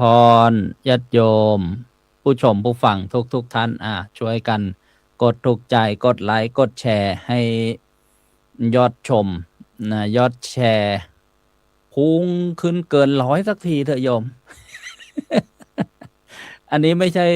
ความทุกข์ของครูบาอาจารย์ผู้ดำเนินรายการนะค่ำคืนวันนี้มาฟังกันทุกข์ของโลกยุคใหม่นะกับทางออกในพุทธธรรมโอ้ยได้ฟังครูบาอาจารย์ได้น้อมนำธรรมะนะแง่คิดหรือประสบการณ์ต่างๆนะมาแสดงแล้วก็แนะนำนะวิธีนะเรียกว่าชี้ทางออกบอกทางถูกให้เราได้นำไปคลายทุกข์นะถามว่าทุกข์ของโลกยุคใหม่หมายถึงว่าคำว่าทำไมต้องเรียกว่าโลกยุคใหม่โลกยุคเก่านะเพราะว่าในปัจจุบันเนี่ยเราก็เรียกกันว่าสมัยนี้นะเป็นสมัยใหม่สมัยก่อนนี้เป็นสมัยเก่านะถ้าอนาคตเนี่ยก็เป็นสมัยที่ล้ำหน้านะเขาเรียกว่าล้ำหน้าอาจจะยังมาไม่ถึงนะเพราะฉะนั้นเราก็ใช้คำว่าโลก นะยุคใหม่นี่แหละนะทุกข์ของโลกยุคใหม่ที่เราเป็นกันบ่อยเป็นกันเยอะเนี่ยในปัจจุบันเนี่ยนะโลกยืนยันตัวตนไม่ผ่านนะญาติโยมเป็นกันเยอะเลยโลกยุคใหม่ไปธนาคารนี้เอารองเท้าจองคิวกันแล้ว อันนี้ก็เห็นใจญาติโยมนะเพราะว่าก็เป็นความทุกข์อย่างหนึ่งแต่ว่าก่อนที่จะไปถึงขั้นนั้นเนี่ยมันมีทุกข์นะของโลกของคนยุคใหม่ของคนสมัยนี้นะก็คือทุกข์จากการลืมรหัสพาสเวิร์ดโยมอุปกรณ์เทคโนโลยีอะไรมันเยอะไปหมดกดผิดกดถูกยืนยันตัวตนกันอยู่อย่างนั้นแหละนะวันก่อนอาตมาก็ลองไปยืนยันนะเขามั้ง เขาบอกว่าเดี๋ยวจะสแกนนะอะไรตีหนึ่งจะจำวัดแล้วลุกมาเปิดไฟหยิบบัตรประชาชนลองสแกนดูดิแสงไม่พออีกโอ้ยเดินไปหน้ากุฏิเปิดไฟดวงใหญ่ๆสแกนอยู่นั่นแหละยืนยันกันอยู่นั่นแหละก็ค่ำดีเหมือนกันนะญาติโยมนี่เรียกว่านะทุกข์ของคนยุค โลกยุคใหม่นอกจากยืนยันตัวตนหรือว่าสแกนไม่ผ่านแล้วเนี่ยการใช้อุปกรณ์อะไรต่างๆเนี่ยก็จะต้องมีรหัสนะมีรหัสมีบัตรมีเบอร์โอ้โหเรียกว่าเยอะกันเลยทีเดียวแล้วบางคนก็ทุกข์นะทุกข์เพราะอะไรเพราะมีสิ่งเหล่านี้เยอะนะการยืนยันตัวตนอัตลักษณ์ในอะไรล่ะในเอกสารในหลักฐานกลัวจะหลุดกลัวจะรั่วแล้วก็มีอยู่จริงในสังคมที่นะเป็น call center เป็นมิจฉาทิฐิได้มาสร้างความเสียหายนะเมื่อเกิดความเสียหายแล้วนี่แหละนะความทุกข์ก็มาเยือนนะผู้ที่อาจจะไม่เคยทำจิตทำใจไว้ไม่เคยได้รู้จักอนิจจังทุกขังอนัตตานี่แหละความทุกข์นะของโลกยุคใหม่นะของคนสมัยนี้เลยเพราะอะไรเพราะว่าเราก็นะเพลิดเพลินไปหรือการดำเนินชีวิตในเรื่องอื่นๆน่ะไม่ถึงว่านะเรื่องการทำมาหากินนะเรื่องลูกเรื่องนะหนี้สินเรื่องครอบครัวเรื่องคนรักโอ้ยคือส่งออกไปข้างนอกจนเราลืมเรื่องของตัวเราลืมเรื่องของตัวเราพอจะมาพูดถึงเรื่องของตัวเราเนี่ยโอ้ยคนเราเนี่ยเกิดมาใช้เวรเกิดมาใช้กรรมก็เลยบอกโยมต้องทำความเข้าใจให้ถูกคนได้เกิดมาเป็นคนหรือว่าเป็นมนุษย์เนี่ยถือว่ามีเพราะบุญนะมีบุญนะคนเราเนี่ยมีบุญจึงมาเกิดเพราะว่าภพภูมิของมนุษย์เนี่ยในโลกที่เรามาอยู่กันที่เราเรียกกันว่าโลกยุคใหม่เนี่ยเป็นที่อยู่ของผู้มีบุญมีกุศลเรียกว่าสุขติภูมินะที่เราบอกว่าไปสู่สุขติเถิดไปสู่สุขติเถิดเนี่ยถ้าเกิดว่าโอ้ไปเกิดใช้เวรใช้กรรมแล้วทุกคนก็คงไม่อยากไปเกิดทีเนี้ยนะเราก็ต้องมาทำความเข้าใจกันในเรื่องพื้นฐานเลยนะเรื่องความสุขความทุกข์เนี่ยก็ซึ่งก็มีมาตั้งแต่โอ้สมัยก่อนพุทธกาลก่อนจะมีพระสัมมาสัมพุทธเจ้ามาอุบัติตรัสรู้เช่นเรียนนักธรรมชั้นตรีพระภิกษุนะสามเณรพระหนุ่มเนรน้อยที่มาบวชแล้วที่สำคัญก็คือมาเรียนเช่นเรียนเรื่องพุทธประวัติก็จะมีวันก่อนก็แสดงนะสนทนากันในรายการต่างๆแล้วก็ว่าบางพวกก็จะบอกว่าความสุขความทุกข์เนี่ยนะทุกข์เนี่ยเป็นเพราะกรรมเก่านะบางพวกก็บอกว่าทุกข์เนี่ยเป็นเพราะนะเทพเจ้าเบื้องบนนะโดนบันดาลให้เป็นไปแล้วก็อีกพวกหนึ่งก็บอกว่าทุกข์เนี่ยเป็นมาลอยๆไม่มีเหตุไม่มีปัจจัยหรอกทีนี้ผล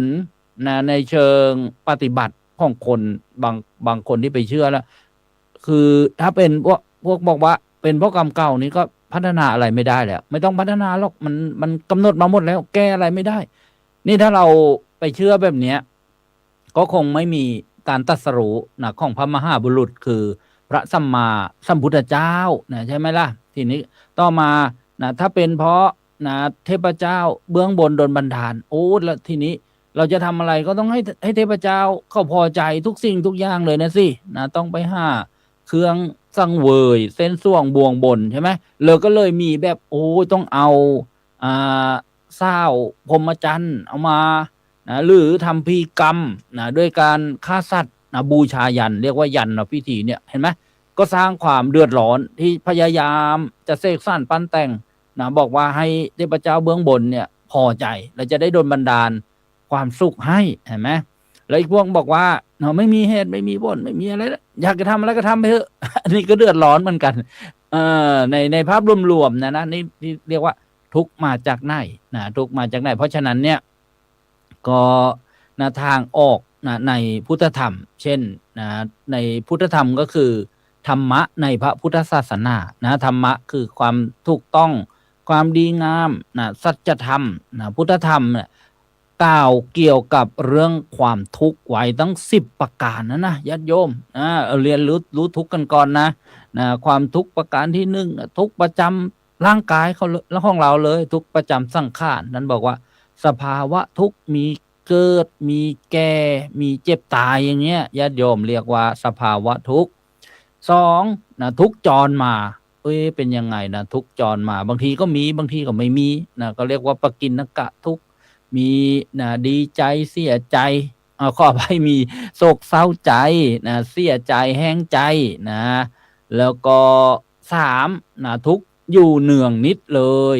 เรียกว่าภาษาธรรมะเรียกว่านิพพัททุกข์ก็คือหนาวร้อนหิวปวดอุจจาระปวดปัสสาวะเห็นไหมเรามีทุกคนไหมมี4พยาธิทุกข์หมายถึงอะไรทุกข์เพราะโรคต่างๆเดี๋ยวจะมาอธิบายขยายเสริมนิดนึงตรงที่พระมหาอุดมพรก็ได้กล่าวถึงเรื่องโรคภัยไข้เจ็บต่างๆด้วย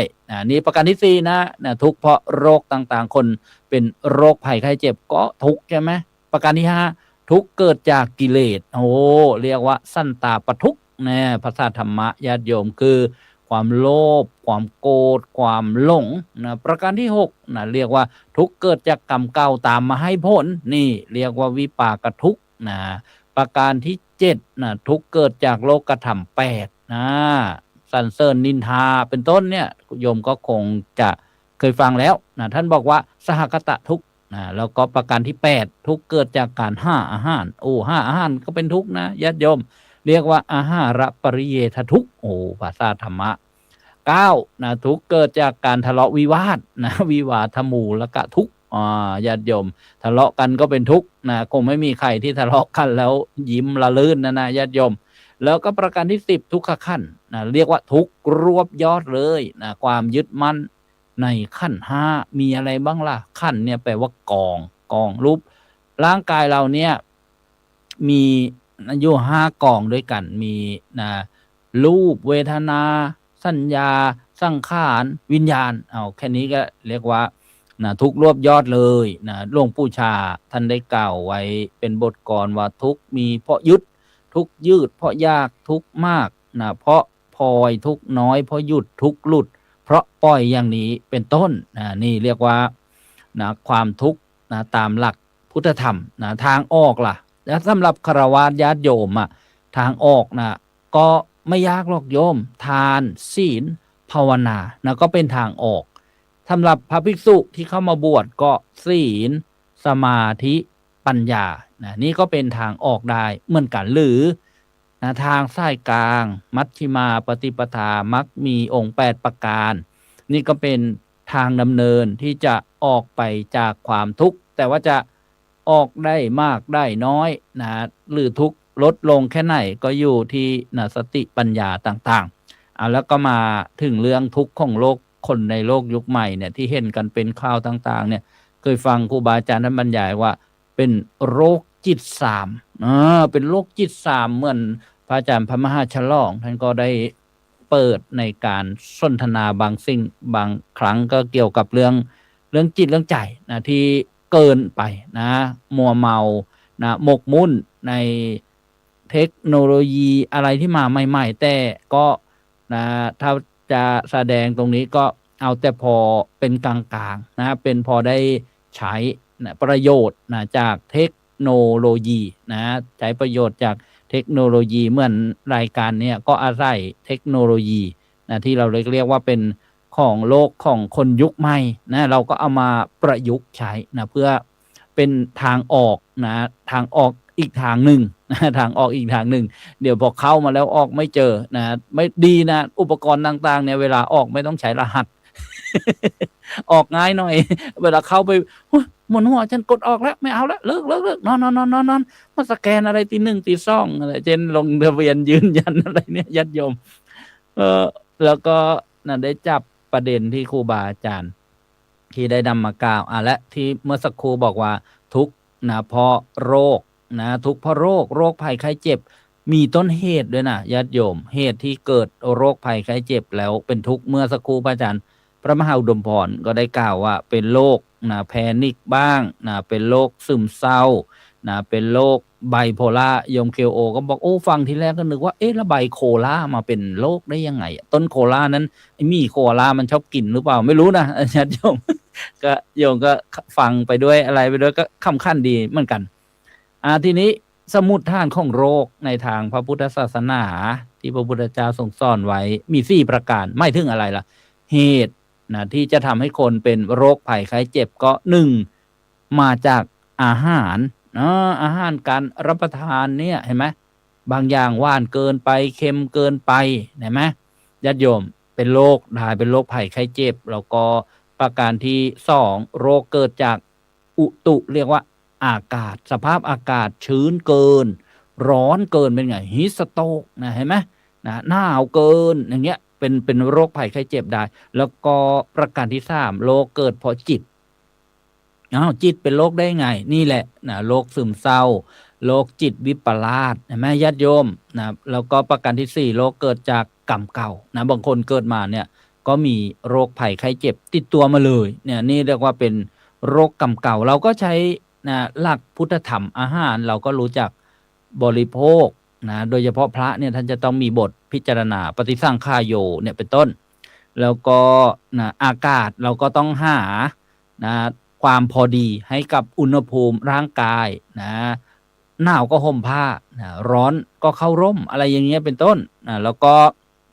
ในเรื่องของจิตใจนะพระอาจารย์พระมหาอุดมพรก็ดีหรือว่าครูบาอาจารย์ก็ดีได้นำมาแสดงว่าสตินะเป็นธรรมเครื่องมีอุปการะมากนะโอ้ดีเลือกเกินถ้าได้เจริญสตินะไว้บ่อยๆในเรื่องต่างๆที่เราจะต้อง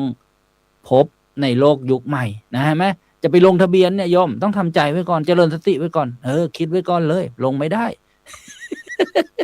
โยมจะยืนยันนะคิดไว้ก่อนเลยเขาไม่ถูกลงไม่ได้ ดีมันมีปุ่มออกไม่ทำรหัสนะโยมไม่งั้นใช้แอปอื่นไม่ได้เลยวนอยู่แต่ไอแอปนี้แหละ ไม่รู้ว่าใครจะช่วยใครเลยทีนี้ช่วยเอาฉันออกไปจากแอปนี้ทีญาติโยมทีนี้เอาเรื่องจิตก็มาเจริญสตินะฟังเทศฟังธรรมสวดมนต์ไหว้พระทานศีลภาวนาเนี่ยญาติโยมแล้วก็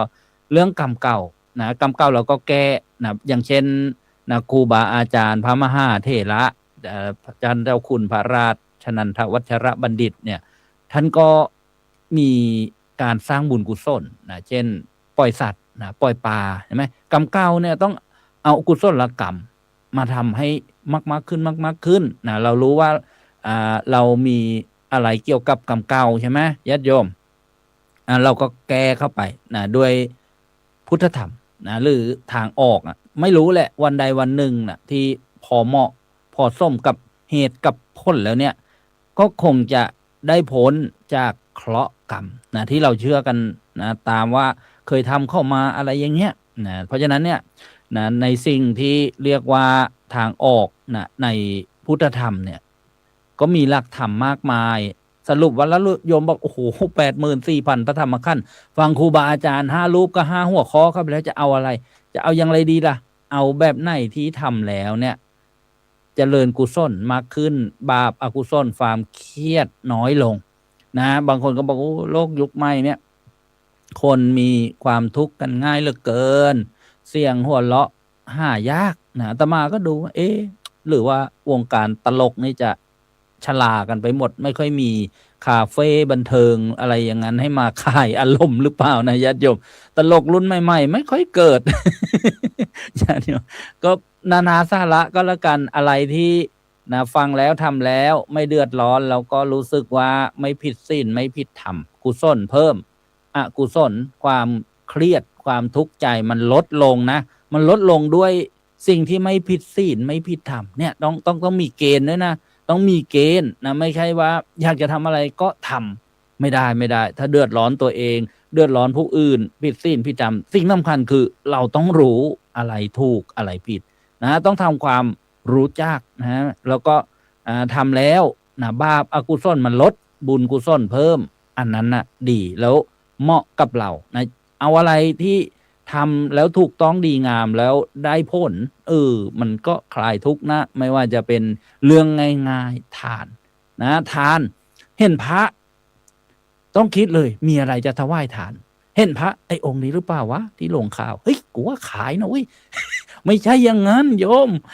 ต้องถือว่าเป็นโอกาสของเราโอ้ยบางครั้งเนี่ยอยากจะทำบุญอยากจะเจอพระนอนเจ็บนอนป่วย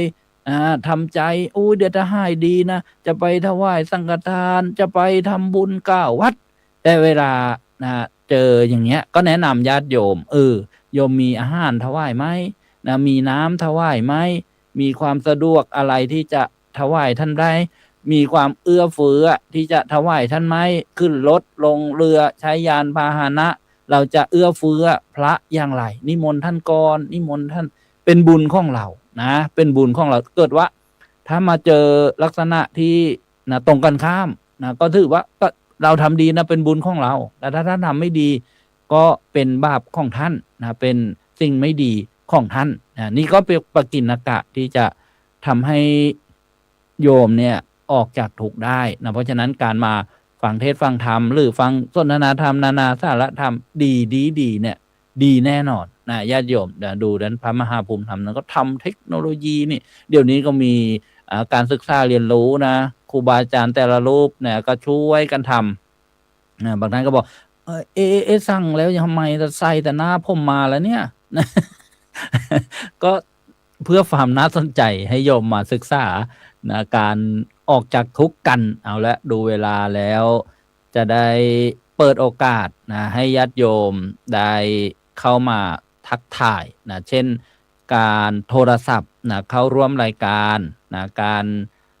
โฟนอินเข้ามานะโฟนอินก็คือนะยกหูมาส่งเสียงนะส่งเสียงเรียกว่าเป็นการสนทนาธรรมตามการเวลาเป็นมงคลนะเพราะว่าในสมัยพุทธกาลนะผู้ที่มีความทุกข์ก็จะมาพบพระสัมมาสัมพุทธเจ้านะนำความทุกข์มาทูลพระพุทธเจ้าพระพุทธเจ้าก็ตรัสสอนนะที่พูดบรรยายนี้ไม่ใช่ว่ารอเวลาครับครูบาอาจารย์ที่ได้บอกว่าควาเสียงที่บอกเอาโทรได้จะไปถึงผู้ฟังเนี่ยก็ต้องใช้เวลาสักเล็กน้อยนะเพราะว่าเสียงในระบบออนไลน์นะไปสถานีวิทยุต่างๆเนี่ยจะดีเลย์นิดนึงก็บรรยายปกิณกะไปญาติโยมก็ได้ยินแล้วก็หมุนโทรศัพท์เข้ามาได้หรือใช้แอปพลิเคชันอะไรต่างๆก็รอเวลามาทักทายญาติโยมบ้างใครเข้ามาบ้างวันนี้เจริญพรคุณโยมคมชานมาลาจากนครนายกคุณโยมวันเดอร์เคลโอวูเมนนี่จากฝรั่งเศสนะวันนี้ได้ยินว่าโทรเข้ารายการพระครูเกษมพิษโสพลโยมวันเดอร์นี่ฟังแล้วพิมพ์เร็วนะแต่ถ้าโทรเข้ามานี่พูดช้า เจริญพรนะโยมปลาเกษินีไม่นุษจากนนทบุรีโยมสุภัตราเฮงทีปลานิอูทองโยมคมชานบอกว่าโยมไปตลาดนะซื้อกบที่ชะตาจะขาดที่แม่ค้ามัดเป็นพวงไปปล่อยนะอนุโมทนาให้ชีวิตสัตว์เป็นทานโยมนวลซี่แบโลนะยามบ่ายๆที่ประเทศอังกฤษอนุโมทนาสาธุโยมเคโอพิมพ์มาบอกว่าโยมพูดiPhone ของคุณ iPhone เก่ารุ่นล่าสุดอนุโมทนากันละกันนะในการฟังแล้วก็มีการจดมาด้วยอะไรมาด้วยเยอะเลยจดครบหมดเลยในทุก10ประการเนี่ยนะจะแสดงโยมเข้าดินละไม่ทราบว่าโยมนายโยมคามุลเลอร์จากเยอรมนีตอนนี้เปิดสัญญาณโทรศัพท์แล้วนะโยมจะโทรเข้ามาก็โทรได้ตอนนี้ก็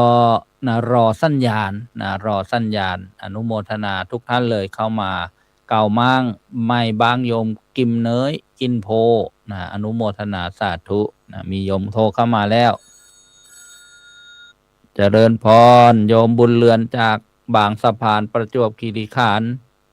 กราบนมัสการพระอาจารย์ผู้เจ้าค่ะสาธุโอ้สุดยอด โยมก็เป็นคนหนึ่งที่หลงผิดไปชั่วคราวเมื่อก่อนเคยนั่งคิดคนนี้นั่นคนนั้นอย่างนี้ไป เป็นนั่งจัดประเภทคนอื่นอยู่ตรงไหลชั่วยาม อ๋อ คนนึกขึ้นได้ โอ้จะป่วยก้าวไปยายทำไมเราไปตามหาวัวที่หายทำไมเราไม่หาตัวเองนะคิดได้แล้วเจ้าค่ะได้กลับมาดูตัวเองแล้ว เรียกว่ามีสติเห็นความคิดตัวเองนะ เจ้าค่ะเดี๋ยวนี้คนอื่นไม่รู้เราเป็นอะไรไม่รู้แต่ว่าเราสำรวจตัวเองทุกวันนี่เราเป็นอะไรนี่เราดียังนี่เราช่วย ดีแล้วแหละนะเห็นความร้ายของตัวเองของกิเลสนะ เจ้าค่ะเนี่ยโอ้ยิ่งฟังวันนี้ยิ่งเดี๋ยวพี่โยมต้องฟังซ้ำอีก อนุโมทนานะ ค่ะขอบพระคุณพระอาจารย์ทุกรูปเจ้าค่ะ สาธุ กับนมัสการเจ้าค่ะ เจริญพรนี่โยมบุญเรือน จากอำเภอบางสะพานจังหวัดประจวบคีรีขันธ์นะก็ได้โทรศัพท์เข้ามาท่านใดจะโทรศัพท์เข้ามา062-5959123อันนี้เบอร์โทรประเทศไทยถ้าต่างประเทศก็ขอไปบวก66มาก่อนนะตัด0ออกแล้วก็กดหมายเลขโทรมาหรือแอปพลิเคชัน LINE นะโยมใช้ ID นะสาธุ FM 101 MHz นะตามหน้าจอหรือจะเป็นMessenger นะเพื่อประหยัดนะในค่าใช้จ่ายนะต่างประเทศก็ไม่ต้องกินสัญญาณโทรศัพท์นะแล้วก็วิทยุกระจายเสียงนะก็ฟังกันได้นะโทรมาได้นะเอาอีกสักหนึ่งสายนะบางทีโทรเข้ามาชนกันนะเห็นเบอร์โยมคำแวบๆนะเจริญพร ครับกับการพระอาจารย์ทุกลูกครับผมโยมโจครับ จะทักถ่ายแล้วว่าเสียงคุณโยมโจจากนนทบุรีโจอัครวิทย์สาธุครับ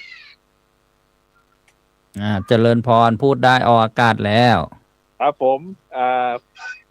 เป็นไงโยมโจเป็นคนยุคใหม่หรือเปล่ามีความทุกข์อะไรมาเล่าสู้กันฟังได้ ก็ฟังรายการก็ได้ข้อคิดในการใช้ชีวิตประจำวัน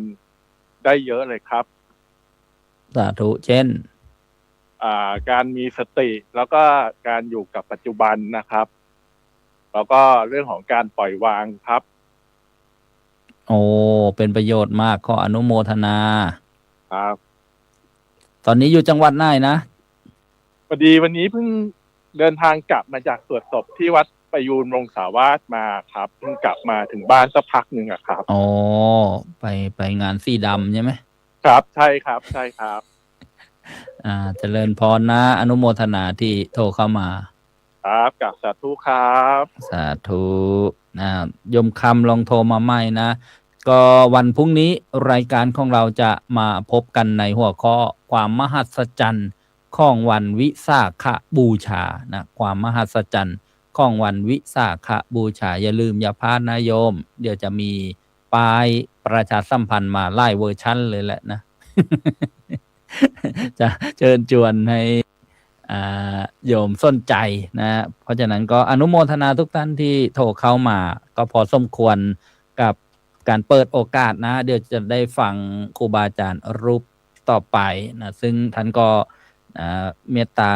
นะรวมรายการแล้วก็ดำเนินรายการโอ้ยนะอดตาหลับขับตานอนห้าววอดไปเศร้าห้าวละนะขอบพระคุณครับเอาข้ออภัยยมคำโทรมาครับเจริญพรกราบนมัสการทุกท่านเจ้าค่ะเจริญพรโยมคำมุลเลอร์จากเยอรมนีใช่เจ้าค่ะจากเยอรมนีวันนี้ร้อนมากที่เยอรมนีอ๋อตอนนี้กี่โมงเดี๋ยวดูนาฬิกาก่อน15 นาทีก็5 โมงเย็นเจ้าค่ะอ๋อเจริญพรยังทำครัวไม่เสร็จเลยเอาวางครกวางซากไว้ชั่วคราวก่อนเจ้าค่ะฟังแล้วก็มีความสุขแล้วก็ทำให้ใจสบายแล้วก็คนเราก็มีทุกข์มีสุขทุกคนเนาะเจ้าค่ะเจริญพรคนเราก็ต้องปล่อยวางเข้ามาฟังธรรมะแล้วก็จะดีฝากความคิดถึงหาญาติโยมทุกท่านด้วยเจ้าค่ะอนุโมทนานะสาธุบุญรักษานะสาธุขอให้ได้ยินเสียงก็แล้วเจ้าค่ะมีความสุข ขอบพระคุณทุกท่านเจ้าค่ะ อนุโมทนาเจริญพรนะ สาธุโอ้เป็นอะไรที่ผู้ฟังก็ตื่นเต้นนะโยม โอ้โยมคำอยู่เยอรมันยังโทรมาเลยเนี่ย โยมนาเดียสุนันทพัฒน์นะบอกว่าอยู่เชียงใหม่กำลังรับชมรับฟังอนุโมทนานะสาธุโยมสุนันทพัฒน์โยมปาเกษินีนะก็อนุโมทนาทุกท่านเลยที่โทรศัพท์เข้ามาร่วมรายการครับขอบพระคุณครับครูบาอาจารย์ทุกรูปแล้วก็ถวายโอกาสกับพระอาจารย์พระครูสมุสมพรดำเนินรายการครับ สาธุครับกราบขอบคุณพระอาจารย์สรายุทธสิริสาโรผู้มาทำหน้าที่บรรยายในวันนี้แล้วก็ญาติโยมทักทายกับญาติโยมโดยเฉพาะญาติโยมที่โฟนอินเข้ามาโอ้โหคุณโยมถือว่ามีสีสันในรายการของเราพระอาจารย์คงจะไม่สรุปอะไรมากมายเพราะว่าเวลานี้ค่อนข้างจะกระชั้นชิดโยมที่ฟังรายการของเราอยู่ในวันนี้พระอาจารย์เห็นให้เราพูดถึงทุกข์ทั้ง10ประการโยมหลายคนหลายท่านก็จดจำไว้ทำความเข้าใจว่าทุกข์มันมีมากจริงๆนั่นแหละในพุทธศาสนาของเราจะจับประเด็นไหนอย่างไรแต่วันนี้เรามาเน้นที่เรื่องความทุกข์ในเรียกว่าคนในปัจจุบันเนี่ยทุกข์ของคนยุคใหม่หรือว่าในปัจจุบันของเรานั้นครูบาอาจารย์ได้พูดไปแง่ของเทคโนโลยีหรือว่าสิ่งที่ทำให้เกิดโรคภัยไข้เจ็บเป็นสิ่งที่สำคัญที่มาใหม่เมื่อกี้คุณโยมจำไว้ว่าสมมติฐานของโรคเนี่ยมันมีอยู่หลายทางที่อาจารย์สรายุทธได้มานำเสนอให้แก่เราฟังไม่ว่าจะเป็นทางเรื่องของอาหารเรื่องของอากาศแล้วก็เรื่องของจิตตลอดถึงเรื่องของกรรมเก่เนี่ยเราไม่สามารถไปแก้ได้แหละแต่ว่าเราสามารถที่จะมาทำกรรมดีเหมือนที่เราเคยพูดกันในรายการว่าเราจะแก้กรรมในทางพุทธศาสนาอย่างไรก็คือทำคุณงามความดีไปบ่อยๆคุณโยมปัจจุบันที่เรายังมีลมหายใจปัจจุบันที่เราเกิดเป็นมนุษย์เนี่ยชาติก่อนเราไม่รู้หรอกเราทำอะไรยังไงบ้างมาปัจจุบันนี้เนี่ยส่งผลให้เราอย่างไรแต่เมื่อเรารู้แล้วว่านี่อาจจะเป็นเพราะเรื่องของกรรมที่เราเคยกระทำไว้เราก็มาทำสร้างกรรมใหม่ไว้ดีๆให้มากยิ่งขึ้นเนี่ยเพิ่มเติมคุณโยมว่าสุขและทุกข์เนี่ยมันเป็นเรื่องของความรู้สึกของแต่ละคนว่ามีทิฏฐิตั้งแต่นู้นเรื่องแต่สมัยโบราณที่อาจารย์พูดถึงตั้งแต่สมัยก่อนพุทธกาลด้วยซ้ำไปบางคนก็มีเหตุมีผลอย่างนั้นอย่างนี้สุขกับความทุกข์เนี่ยนั้นเหตุปัจจัยหลายอย่างไม่เหมือนกันความสุขความทุกข์ของเราก็ไม่เหมือนกันเช่นเดียวกันแต่ที่สำคัญวันนี้เรามาฟังทำแล้วเชื่อว่าโยมมีความสุขได้ข้อคิดข้อธรรมจากครูบาอาจารย์แม้แต่เล็กๆน้อยๆแต่ถ้าเรานำไปใช้มันก็เป็นประโยชน์กับชีวิตของพวกเราครับขอบคุณพระอาจารย์สรายุทธอีกครั้งหนึ่งครับผมอันต่อไปจะได้กราบวรรณาพระอาจารย์มหาภูมิธรรมภูมิปาโลประธานศูนย์ปฏิบัติธรรมดีประเทศอังกฤษตอนนี้ก็อยู่วัดบำเพ็ญเหนือได้มาพบปะกับญาติโยมแล้วก็พูดในเรื่องของธรรมะในวันนี้ครับผมกราบถวายความเคารพพ่อแม่ครูบาอาจารย์ผู้ร่วมรายการทุกรูปด้วยความเคารพอย่างสูงยิ่งโดยมีอาจารย์ประมาฉลองสุจิตโตเป็นองค์ประธานในวงสนทนาอาจารย์สายุทธ สิริสาโรพี่พระครูสมพรญาณวุฒโธและน้องพระมหาอุดมพรอุตตมวโรด้วยความเคารพครับผมเจริญพรเจริญสุขสวัสดีจงมีแด่ญาติโยมญาติธรรมกัลยาณมิตรญาติธรรมทุกท่านตลอดจนถึงเสียงตามสายเฮลโลสบายดีอาจารย์หมีภูอันนี้เป็นเพื่อนสหธรรมิตรอบรมพระธรรมทูตด้วยกันนะโยมนะอบรมพระธรรมทูตด้วยกันแล้วก็เป็นเพื่อนสหธรรมิตรที่สนิทที่สุดเป็นกัลยาณมิตรที่สนิทที่สุดในอบรมพระธรรมทูตท่านเป็นพระที่มาจากสปป.ลาวรูปเดียวที่ผ่านการอบรมพระธรรมทูตจากประเทศไทยเป็นพระที่มาจากสปป.ลาวรูปเดียวที่ผ่านการเป็นอบรมพระธรรมทูตของเมืองไทยแล้วก็ได้ใบประกอบวิชาชีพเป็นพระธรรมทูตและตอนนี้ท่านก็พำนักอยู่ที่สหรัฐอเมริกาเป็นสาธรรมและก็เป็นกัลยาณมิตรแล้วก็เป็นญาติธรรมเลยเป็นเพื่อนที่สนิทมากๆท่านปฏิบัติศาสนกิจอยู่ที่ประเทศสหรัฐอเมริกาโยมเข้ามาให้กำลังใจด้วยวันนี้ก็กราบขอบคุณเป็นอย่างยิ่งครับผมดีใจจังเลยเพราะหลายเพราะว่าเวลาที่ต่างกันท่านอยู่มิชิแกนรู้สึกว่าท่านอยู่มิชิแกนเพราะฉะนั้นวันนี้ในหัวข้อวันนี้โยม เมื่อคืนในรายการพ่อก็คือรายการของหลวงพ่อกุ๊กไก่รายการสมัชชาก็ถือว่าพูดกันไปในเรื่องของวิธีดับทุกข์นะโยมนะแต่ขอหัวข้อวันนี้ทุกข์ของโลกยุคใหม่กับทางออกในทางพุทธธรรมทุกข์ของโลกยุคใหม่นะโยมต้องเข้าใจว่าโลกยุคใหม่และทางออกในพุทธธรรมอาจารย์สายุทธก็พูดไปแล้วทุกตั้ง10ประการไม่น่าเชื่อนะโยมนะว่าทุกมีตั้ง10ประการน่ะโยมเชื่อไหมว่ามีตั้ง10ประการเนี่ยมีเยอะแยะมากมายเลยทุกอาจารย์น้องพระมหาอุดมพรก็พูดไปแล้วทุกพอพูดถึงไบโพล่าเนี่ยอาตมาวันใจยังไงไม่รู้นะโยมนะ พูดถึงพอน้องพระมหาอุดมพูดถึงทุกไบโพล่าอาตมาวันใจตัวเองยังไงไม่รู้มันย้อนนึกตัวเองว่านึกในใจว่ากูเป็นไบโพล่าหรือเปล่าวะเนี่ยด่าอารมณ์เดียว นึกแค่นึกในใจโยมเพราะฉะนั้นแล้วพี่พระครูสมุทรสมพรก็อธิบายไปแล้วกาน้อยวันนั้นเพราะฉะนั้นคือในวันนี้ทุกของโลกยุคใหม่เนี่ยอาจารย์สายุทธก็พูดไปเยอะแล้วครูบาอาจารย์ก็พูดไปเยอะแล้วพูดไปเยอะมากเลยเพราะฉะนั้นอาตมาจึงมาเปรียบเทียบให้ฟังโยมเปรียบเทียบให้ฟังในยุคสมัยพุทธกาลว่าถ้าถามว่าสมัยพุทธกาลกับสมัยยุคปัจจุบันเนี่ยมีความทุกข์ไหมทำไมถึงมีความทุกข์และทุกข์เกิดเพราะอะไรเพราะฉะนั้นโยมทุกข์เนี่ยมีมาตั้งแต่สมัยพุทธกาลแล้วที่องค์สมเด็จพระสัมมาสัมพุทธเจ้าตรัสไว้ตรัสอริยสัจสี่ทุกข์สมุทัยนิโรธมรรคในเมื่อพูดถึงทุกข์โยมก็แน่นอนโยมบอกไม่ชอบหรอกคำว่าทุกข์แต่เราหลีกหนีไม่ได้แล้วก็หนีไม่พ้นทุกคนต้องเจอก็คือความทุกข์นะโยมนะไม่ว่าจะทุกข์เล็กทุกข์น้อยทุกข์นิดทุกข์หน่อยทุกข์อะไรก็แล้วแต่มันเจอเพราะอะไรเพราะความไม่พอนั่นเองโยมเพราะความไม่พอความไม่ยินดีนั่นเองนั่นก็คือทุกข์เพราะฉะนั้นอาตมาจึงเปรียบเทียบให้โยมฟังให้โยมนึกถึงภาพว่าในสมัยพุทธกาลนี่คนที่มีความทุกข์แล้วหลุดพ้นออกจากทุกข์ได้ด้วยการใช้พุทธธรรมโยมนี่เพราะฉะนั้นหัวข้อในวันนี้ว่าทุกข์ของโลกยุคใหม่กับวิธีทางออกในพุทธธรรมเพราะฉะนั้นอาตมาจึงยกสาวกหรือว่าบุคคลในสมัยพุทธกาลให้โยมได้ฟังว่าเขาใช้ทางออกในทางพุทธธรรมอย่างไรโยมทางออกในทางพุทธธรรมอย่างไรเพราะฉะนั้นจึงเปรียบเทียบว่าคนสมัยพุทธกาลกับ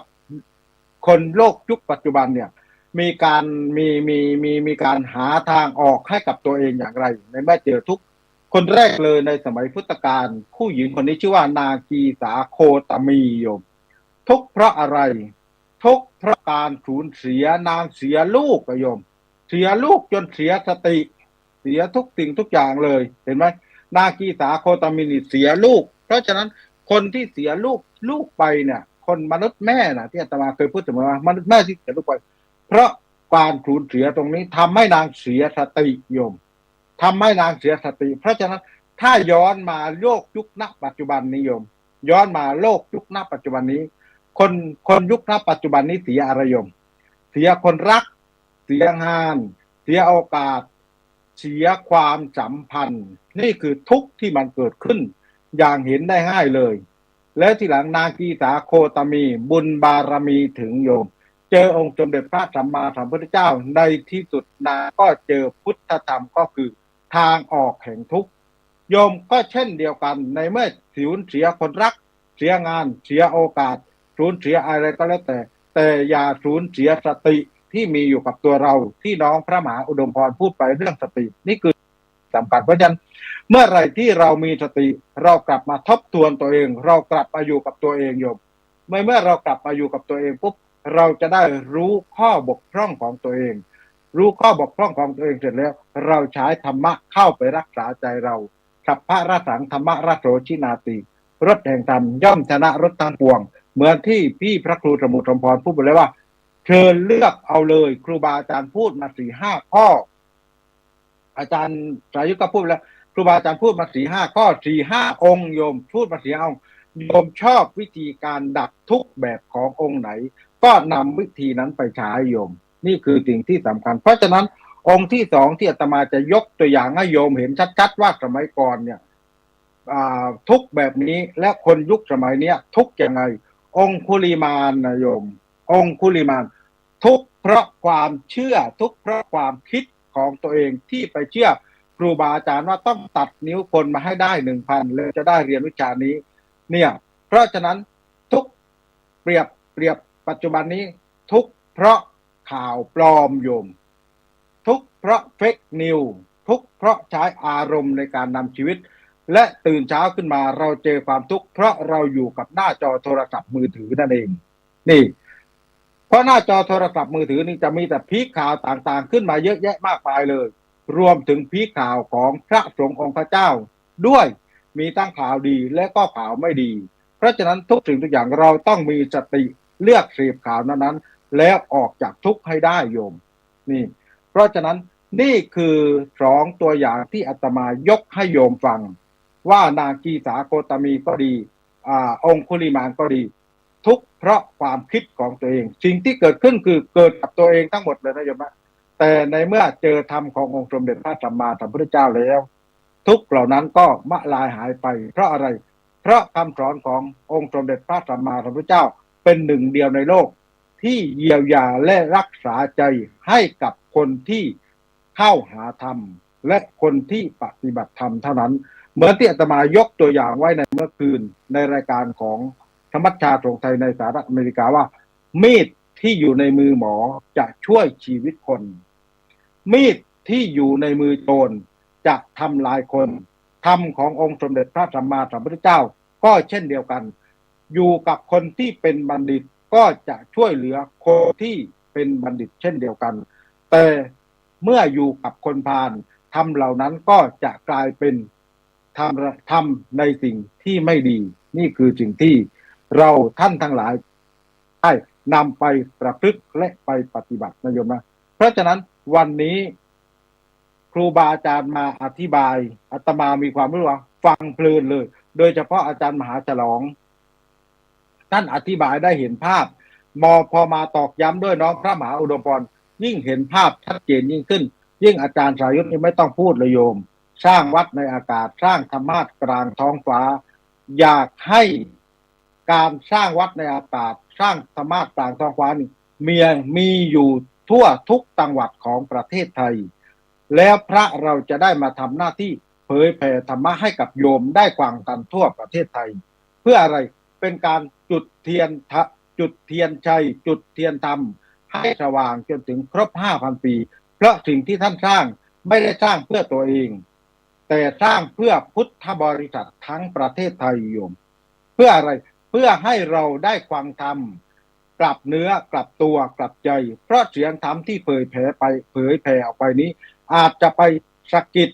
ใจญาติโยมหลายคนหลายท่านที่ฟังอยู่ทางวิทยุก็ดีที่ดูอยู่หน้าจอพอดี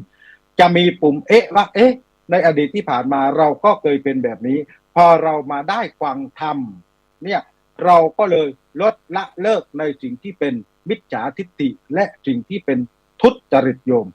เพราะอะไรโยมสมัยก่อนทั้งองคุลิมานก็ดีกีสาโคตมีก็ดีใครก็แล้วแต่ที่เขาทุกข์เขาไปพบเจอองค์สมเด็จพระสัมมาสัมพุทธเจ้าโลกยุคณปัจจุบันนี้โยมมีความทุกข์โยมก็เจอพระสงฆ์องค์พระเจ้าซึ่งเป็นตัวแทนเป็นพุทธบุตรขององค์สมเด็จพระสัมมาสัมพุทธเจ้านั่นก็คือพระสงฆ์ที่เป็นสุปฏิปันโนผู้ปฏิบัติดีปฏิบัตินามและปฏิบัติให้นะโยมนะเพราะฉะนั้นวันนี้รายการนานาสารธรรมดีสเปเชียลอาตมารู้สึกว่าฟังและพีนใจอีกครั้งหนึ่งเพราะเป็นภาคต่อจากเมื่อคืนแต่ครูบาอาจารย์ก็พูดอีกมุมหนึ่งพูดในเรื่องของอีกมุมหนึ่งเพราะฉะนั้นทุกข์ของโลกยุคใหม่กับทางออกในพุทธแน่นอนทุกข์ของโลกยุคใหม่เต็มไปด้วยสื่อโซเชียลยุคณปัจจุบันนี้ AI ครองเมือง AI ครองตลาดนะโยมนะ AI ครองตลาดเพราะฉะนั้นเราต้องใช้ AI ให้เป็นประโยชน์เราต้องใช้ AI ให้รับใช้เราไม่ใช่เราไปรับใช้ AI นี่เมื่อไหร่ที่เรารับใช้ AI แน่นอนเป็นความทุกข์แต่ AI รับใช้เรานั่นก็คือเราใช้ในทางเผยแผ่ธรรมะให้เป็นประโยชน์กับชาวโลกกราบสาธุครับผม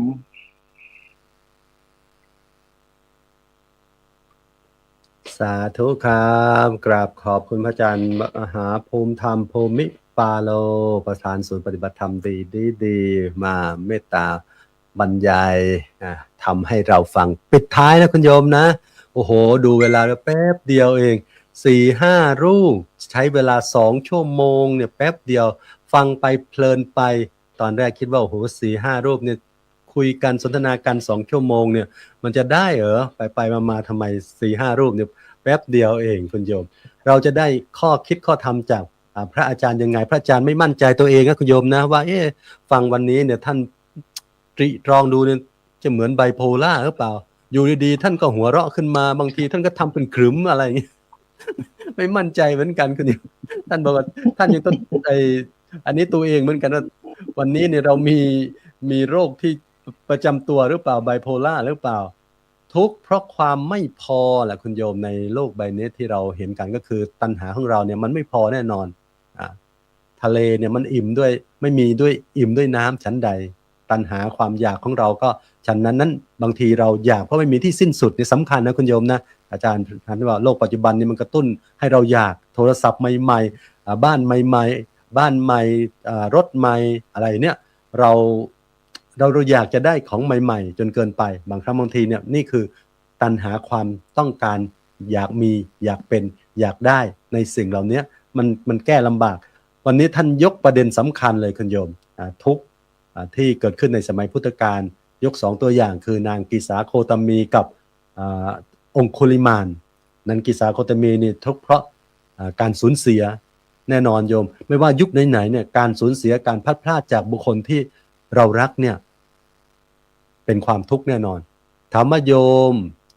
เคยมีความทุกข์จากสิ่งเหล่านี้ไหมเสียอาจจะเสียคนรักเสียเป็นวัตถุสิ่งของก็ได้นะวัตถุสิ่งของหรือว่าสัตว์ที่เราเลี้ยงไว้จากเราไปเสียเราไปเนี่ยพลัดพรากจากเราไปเนี่ยก็เป็นความทุกข์เนี่ยมากขนาดไหนถ้าเราเตรียมใจไว้ตัวเนี้ยเราให้พิจารณาเรื่องของ